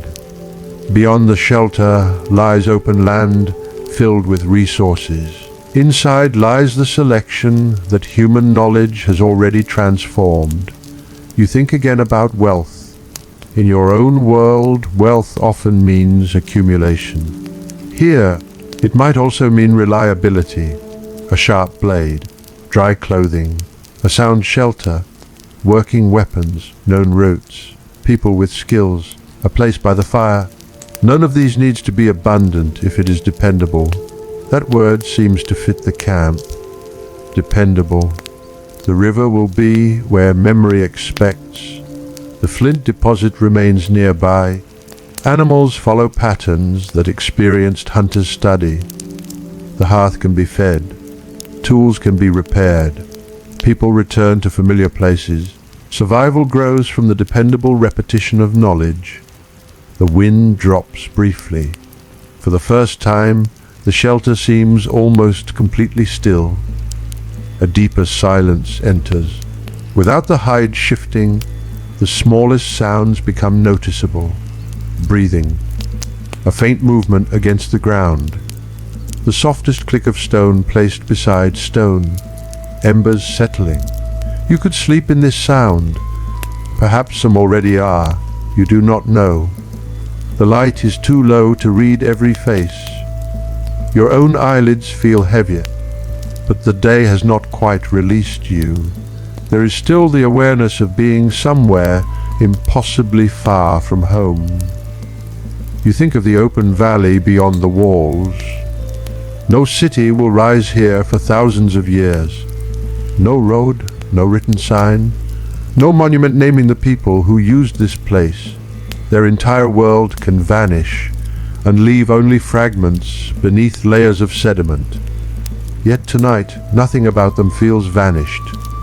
They are warm. They are present. Their tools are within reach. Their children are learning. Their ornaments move with their bodies. Their knowledge holds the darkness at a comfortable distance. The future is the thing that does not exist here. Only you know it is coming. For them, the valley is complete without it. You begin to understand something that history books can accidentally hide. People in the past were never waiting to become us. They were not unfinished versions of a later age. Their mornings were real mornings. Their hunger was real hunger. Their skill was complete within the demands of their lives. Their friendships, whatever form they took, were not prototypes. Their evenings were not preliminary. This moment is not the beginning of civilization for the people sitting here. It is simply life. The thought settles gently. No one around the hearth needs to be rescued from the idea of prehistory. Only the observer does. You let the word primitive drift away. It no longer fits anything you have seen. A person capable of producing a long flint blade through controlled preparation is not waiting for intelligence to arrive. A hunter reading movement across open ground is not waiting for knowledge to begin. Someone piercing hide with a fine bone needle is not waiting for clothing to become technology. A child learning these skills is already part of a tradition. A shell traveling across large distances is already part of a network. An animal engraved into stone is already part of symbolic thought. The world is different, not empty. Another piece of fuel is placed near the embers. The light rises slightly. A hand appears from shadow, then withdraws. Perhaps the fire will be tended through the night. Perhaps it will be allowed to sink lower before morning. The exact pattern here is not preserved. You do not need to decide. It is enough to watch the embers hold their red glow. Outside, stars continue above the river. Their light touches the open steppe, but does little to reveal it. The cold beyond the shelter deepens. You imagine walking out alone now. At once, all the confidence borrowed from the camp would vanish. The familiar path to the water would become harder to see. The location of useful stone would be invisible. Tracks would disappear into shadow. Distance would become uncertain. You might know the general direction of the river, but general direction can be a poor substitute for local knowledge. The thought reveals another truth. Throughout the day, you have not really been surviving the Stone Age. The camp has been surviving it for you. Every warm moment has been borrowed from someone's fire. Every safe route from someone's memory. Every useful tool from someone's skill. Every piece of food from a chain of knowledge you did not possess. You have survived because you were not alone. Perhaps that is not a weakness in the experiment. Perhaps it is the most accurate part. Humans are not designed to begin again alone every morning. We inherit, we imitate, we learn, we cooperate. The extraordinary achievement of Paleolithic life may not be that isolated individuals defeated nature. It may be that groups accumulated enough knowledge to make difficult landscapes familiar. The fire gives a soft crack. No one responds. The night has become slower. A few voices remain, quieter now. One person touches the edge of a garment, perhaps checking a repair. Another moves a tool away from where someone might step upon it. Tiny acts of order before rest. You watch until even these become difficult to distinguish. The darkness within the shelter thickens around the hearth. Your body loosens against the ground. The day's walking has settled into your muscles as a deep heaviness. Not pain, wait, a useful kind of tiredness, the kind that asks nothing except stillness. You close your eyes, the fire remains visible through the lids as a faint orange change in darkness. Sound comes forward again, breathing, wind returning gently against the shelter.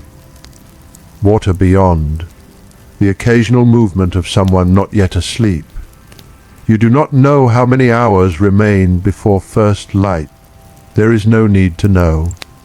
For now, the camp is warm enough. The people around you are quiet. The tools are ready for hands that will reach for them again. And beneath the ash, the fire is still alive.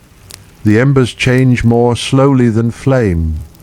Their light rests beneath the ash, red in narrow cracks, almost hidden until a faint breath of air passes across them. Then the color deepens again. You lie still. For a while there is no reason to open your eyes. The shelter has become a world of temperature and sound rather than shape. Cold presses faintly through the ground. Warmth lingers nearer the hearth. Someone shifts in sleep. Hide moves softly when the wind touches the shelter. Beyond it, the valley is completely dark. The river continues unseen. You cannot tell how much of the night has passed. Perhaps that uncertainty would once have bothered you. Now it feels natural.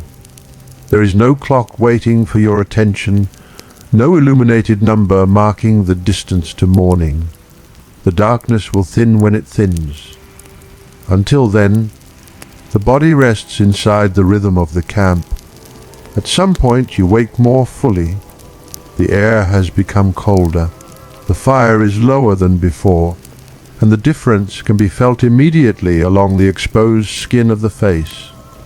Someone near the hearth is awake. A hand moves carefully through the dimness. Fuel is adjusted. No one speaks. The person seems to know exactly what remains beneath the ash. A small disturbance, a little air, then a deeper glow. The fire has not needed to be discovered again. It has been carried quietly through the dark hours. You watch from where you lie. There is something almost fragile about the moment, though the skill behind it is not fragile at all. A modern person often thinks of fire in terms of ignition, a spark, a flame, a beginning. Here, continuity may matter just as much, keeping warmth, preserving embers, managing what fuel is available, knowing when to feed the hearth and when to let it rest lower. The dramatic act is making fire. The ordinary act is living with it. And ordinary acts are what have carried this camp through the night. The flame rises only slightly. Enough. That word again. Enough light to find what is needed. Enough heat to soften the coldest edge of the air. Enough warmth that the sleeping shelter does not surrender completely to the valley outside. You pull your covering closer and listen. No animal attack came. No storm tore away the shelter. No sudden disaster arrived to justify the word survival. Instead, the difficult part of the Stone Age has revealed itself in quieter ways. The day worked because dozens of things did not fail. The clothing held. The tools worked. The hunters found animals. The camp remained organized. The fire endured. People knew where water was. People knew how to return. People had food. Children stayed inside a network of adults who possessed knowledge. Nothing about this looks heroic from inside the moment. That may be precisely why it matters. Survival is most successful when it looks ordinary. The darkness begins to soften much later. At first you are not sure anything has changed. The shelter interior is still dark, but its edges become faintly visible. The fire no longer owns every shape. a shoulder, a hand, the line of the covering overhead begin to separate from shadow. Then comes that strange grey interval before sunrise when the world returns without colour. Outside, the valley emerges piece by piece. The horizon first, then the ground, then the darker shapes of nearby shelters. Smoke lies low above one hearth before lifting into the cold air. You step outside. The temperature catches you immediately. The first air of morning feels sharper than yesterday's afternoon and cleaner than the shelter interior. Smoke remains in your clothing. Your hair carries it. The scent of hide and fire has followed you into the open. The ground is cold beneath your feet. The sky is pale. For a moment very little moves. Then the camp begins again, not from nothing. That is the first thing you notice. Yesterday's world has survived into today. Tools are still where hands left them. Prepared material waits to be used. The remains of the hunt still carry value. The shelters remain standing. The path toward water remains visible. The flint source remains nearby. Knowledge has not reset overnight. This may be the greatest advantage any human community possesses. Tomorrow does not have to be invented from the beginning. A child who watched yesterday remembers something today. A repaired point does not need to be rebuilt entirely. A familiar route remains familiar. A good hearth site remains known. One day's experience becomes part of the next. You walk toward the edge of camp. The river appears through the morning haze. Its movement seems unchanged. The water does not know that you have completed nearly 24 hours here. Neither does the sky. The people around you certainly do not measure the day according to your challenge. They rise because another morning has come. This is where the question finally begins to feel almost misplaced. Could you survive 24 hours in the Stone Age? Perhaps.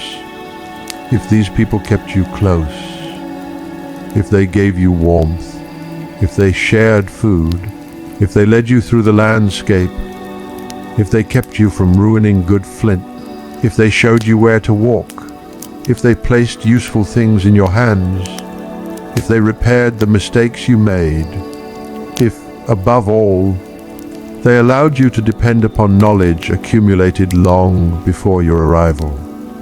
But alone, that is a different question. You look across the open country and imagine the camp disappearing. No smoke, no voices, no shelters, no experienced hands, no one to read a track, no one to judge stone, no one to show you what part of an animal should be carried, no one to sew what tears, no one to teach you which places in this valley are worth returning to. You would still possess a modern brain. You would still understand that water matters, that cold can kill, that sharp tools are useful, that calories are necessary, that shelter is important. But broad concepts are not enough. The world requires specifics. Which stone? Which rote? Which animal track? Which material? Which season? Which patch of ground? How close? How far? How long? Knowledge becomes survival only when it fits the place. The people of Étiolles possess that fit. You do not. The realization is not humiliating. It is strangely comforting. No human being begins complete. Every person arrives inside a world already interpreted by others. The child beside yesterday's hearth did not invent flint technology. Someone showed them. The skilled hunter did not discover every reindeer movement alone. Knowledge came from observation, experience, and generations of people who had watched animals before. The person sewing hide did not invent the concept of a needle in one afternoon. They inherited a tradition of making and using one. Human competence has always been collective memory carried in individual bodies.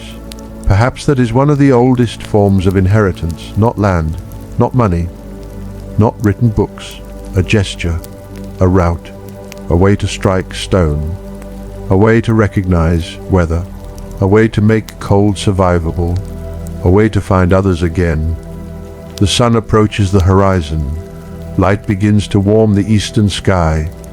Around one hearth, someone is already handling flint. The sound returns. A strike. Pause. Another strike. Yesterday you heard that sound as something exotic. Now it belongs here. You recognize what kind of activity is taking place, even if you still cannot perform it. That small recognition feels significant. The landscape has changed in your mind. The camp is no longer a collection of mysterious prehistoric objects. The hearth has purpose. The flint debris has purpose. The hides have histories. The antler carries potential. The shells speak of distance. The path to the river makes sense. Perhaps this is the first stage of belonging anywhere, not mastery. Meaning. A younger person moves close to the napper, again watching, again learning. The scene continues whether you remain or not. That is important. You have not entered this world to change it. No knowledge from the future needs to be offered. No modern invention needs to be demonstrated. The people here do not need a visitor to complete them. Their world already works. Your role has only ever been to observe, to notice, to let the distance between your century and theirs become smaller without pretending it disappears. The first direct light touches the upper surfaces of the shelters. Cold ground begins to brighten. A thin line of smoke turns pale against the sky. Someone walks toward water. Someone else carries material from one work area to another. The pattern of life returns so gently that you cannot identify the moment night became morning. Perhaps there was no single moment, only gradual change. This is how much of human time passes, not through sharp boundaries, through one condition becoming another. Winter toward spring, darkness toward light, childhood toward skill, living animal toward food and material, raw stone toward tool, temporary camp toward archaeological site, present toward past. The last transformation is the strangest. Nothing here feels past to the people within it, and yet beneath your imagined feet, the future archive is forming already.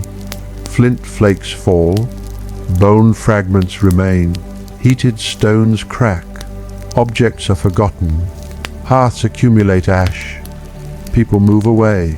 Sediment will eventually cover what is left.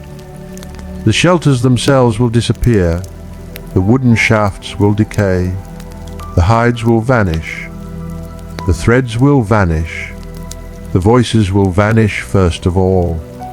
A river valley will keep fragments of what human memory cannot. Thousands upon thousands of years later, people will kneel over this ground again.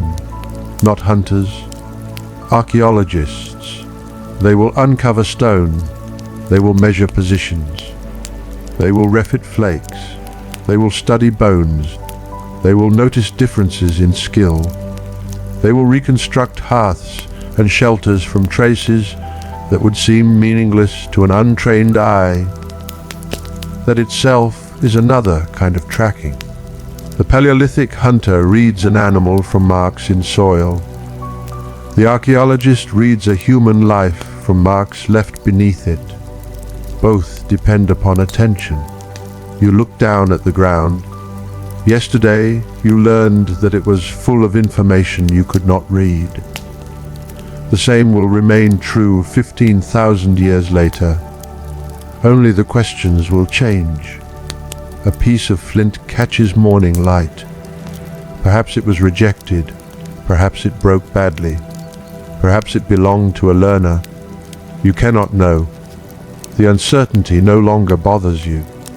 A world does not become less real because some of it remains hidden. In fact, there is gentleness in allowing the unknown to stay unknown. No invented name is needed, no imagined God, no fabricated conversation, no dramatic secret. A chipped stone beside a hearth is enough. Someone touched it. Someone intended something. That person had a morning. That is already extraordinary. The sun rises farther.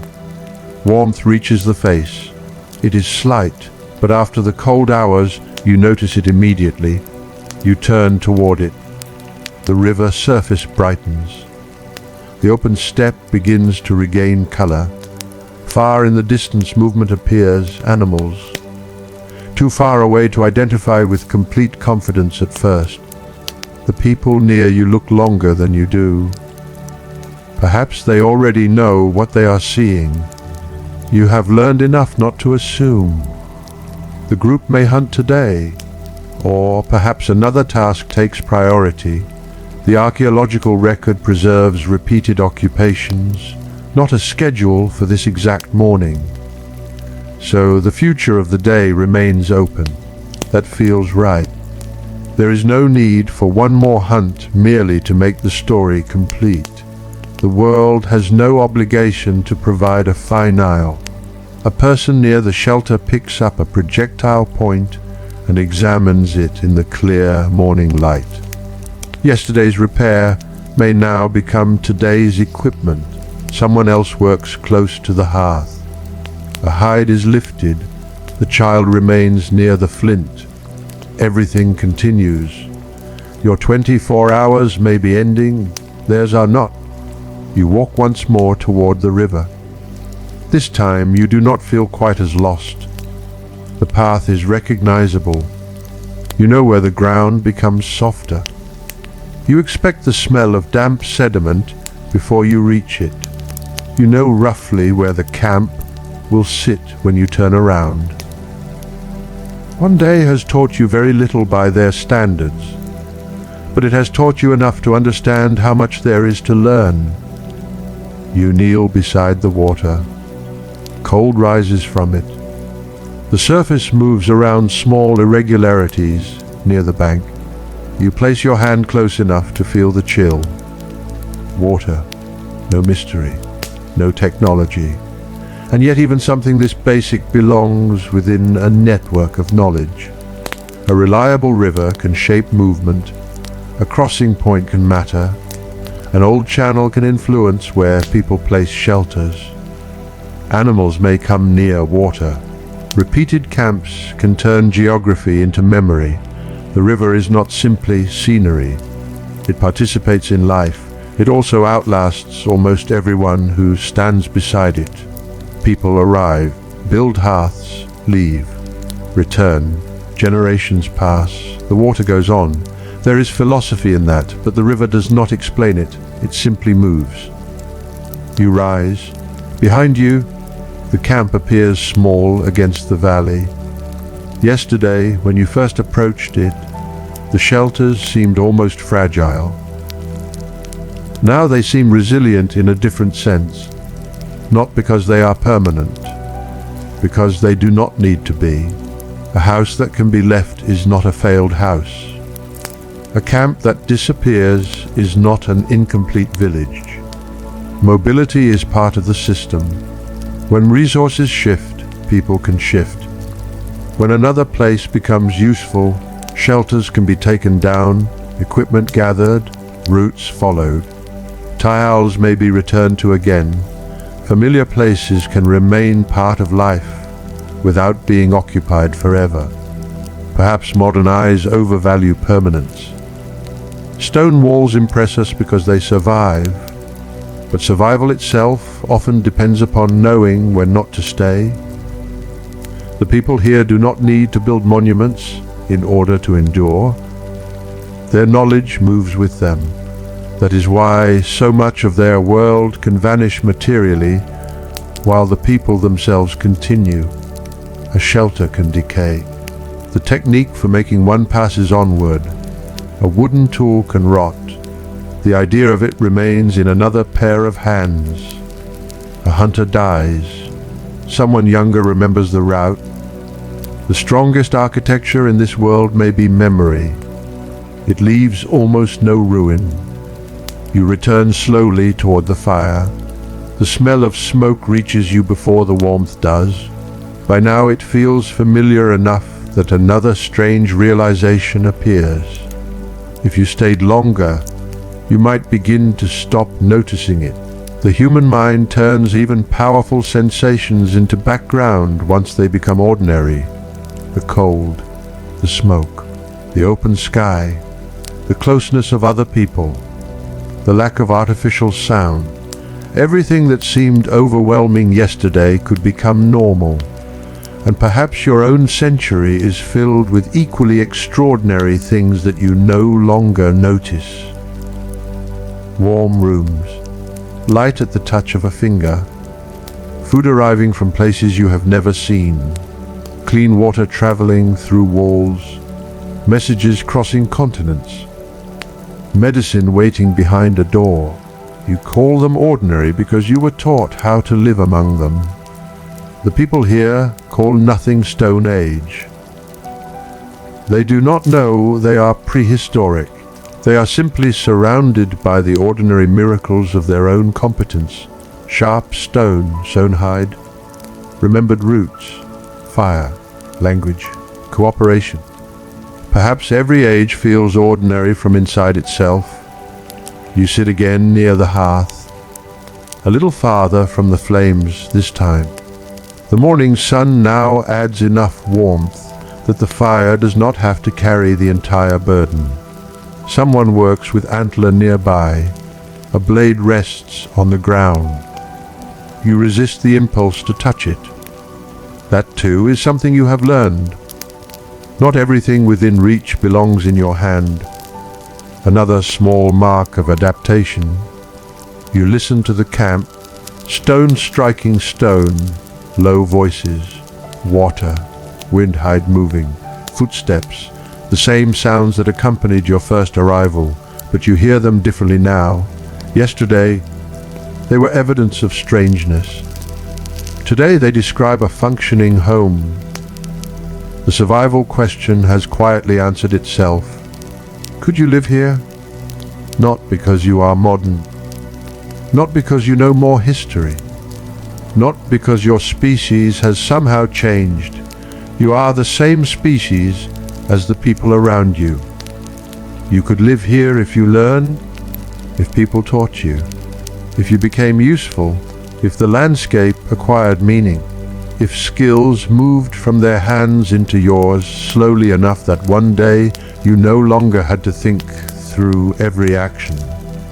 That process would not take 24 hours. It would take years. Perhaps a childhood would be better. That is what the children here have. They begin without expertise just as you do. The difference is that this world begins teaching them from the moment they can watch. Stone becomes familiar before it becomes a tool. Animal tracks become familiar before they become strategy. Cold becomes familiar before it becomes danger. The rhythm of camp becomes familiar before it becomes responsibility. They are not born knowing the Stone Age. They grow into it, just as you grew into yours. The thought makes the gulf of 15,000 years feel narrow again. A child then, a child now, both surrounded by adults performing impossible things casually, both watching, both imitating, both failing, both learning until difficulty becomes habit. Perhaps this is the human continuity beneath every changing technology. The sun is fully above the horizon now. The valley looks almost gentle. Open ground stretches outward. A few scattered trees and shrubs interrupt it. The river shines. No dinosaur crosses the horizon. No mythical beast waits beyond the camp. No fantasy world is required. Reality is enough. Wild horses move somewhere through this landscape. Reindeer follow patterns known to experienced hunters. People travel between familiar places. Shells and materials move across wider networks. An engraved animal waits in stone. A learner strikes flint beside an expert. A needle passes through hide. A hearth burns. These are small facts. Together, they create a world. And perhaps that is what time does. It makes whole worlds look small when seen from far away. Stone Age. 2 words. Millions of years compressed into a label. But once you enter a single morning beside a single river, the label breaks open again. There are individuals here, skills, mistakes, distances, textures, temperatures, objects, memories. A whole day, no period of histories is simple from inside itself. You watch smoke rise. Soon, perhaps, people will leave this camp. Not necessarily today, but eventually. The shelters will come down. Useful things will travel onward. The hearth will cool. The flat ground will empty. Then another layer of sediment may settle. Time will begin hiding the evidence. Yet departure will not erase the people. They will carry what matters most with them. Knowledge, relationships, tools, roots. Children who have learned a little more than before. Somewhere else, another hearth will be made. Another hide will be worked. Another blade struck from stone. Another evening will gather people close. The camp does not need to remain for the world to continue. You look once more at the river. Nothing asks you to say goodbye. That would feel too final. The people around you do not turn toward the future and vanish. They remain where they have always been, inside their own present. A person bends over the hearth. A child watches the napper. Someone carries something toward the water. Farther away, open land waits beneath the widening light. There will be another walk across it, another return, another fire. Perhaps rain will come on another day, perhaps colder weather. Perhaps the group will move. Perhaps they will meet people whose shells, stone, stories, or skills have traveled from farther away. We cannot follow every path. We do not need to. For a little while you have stood inside the pattern that makes all those paths possible.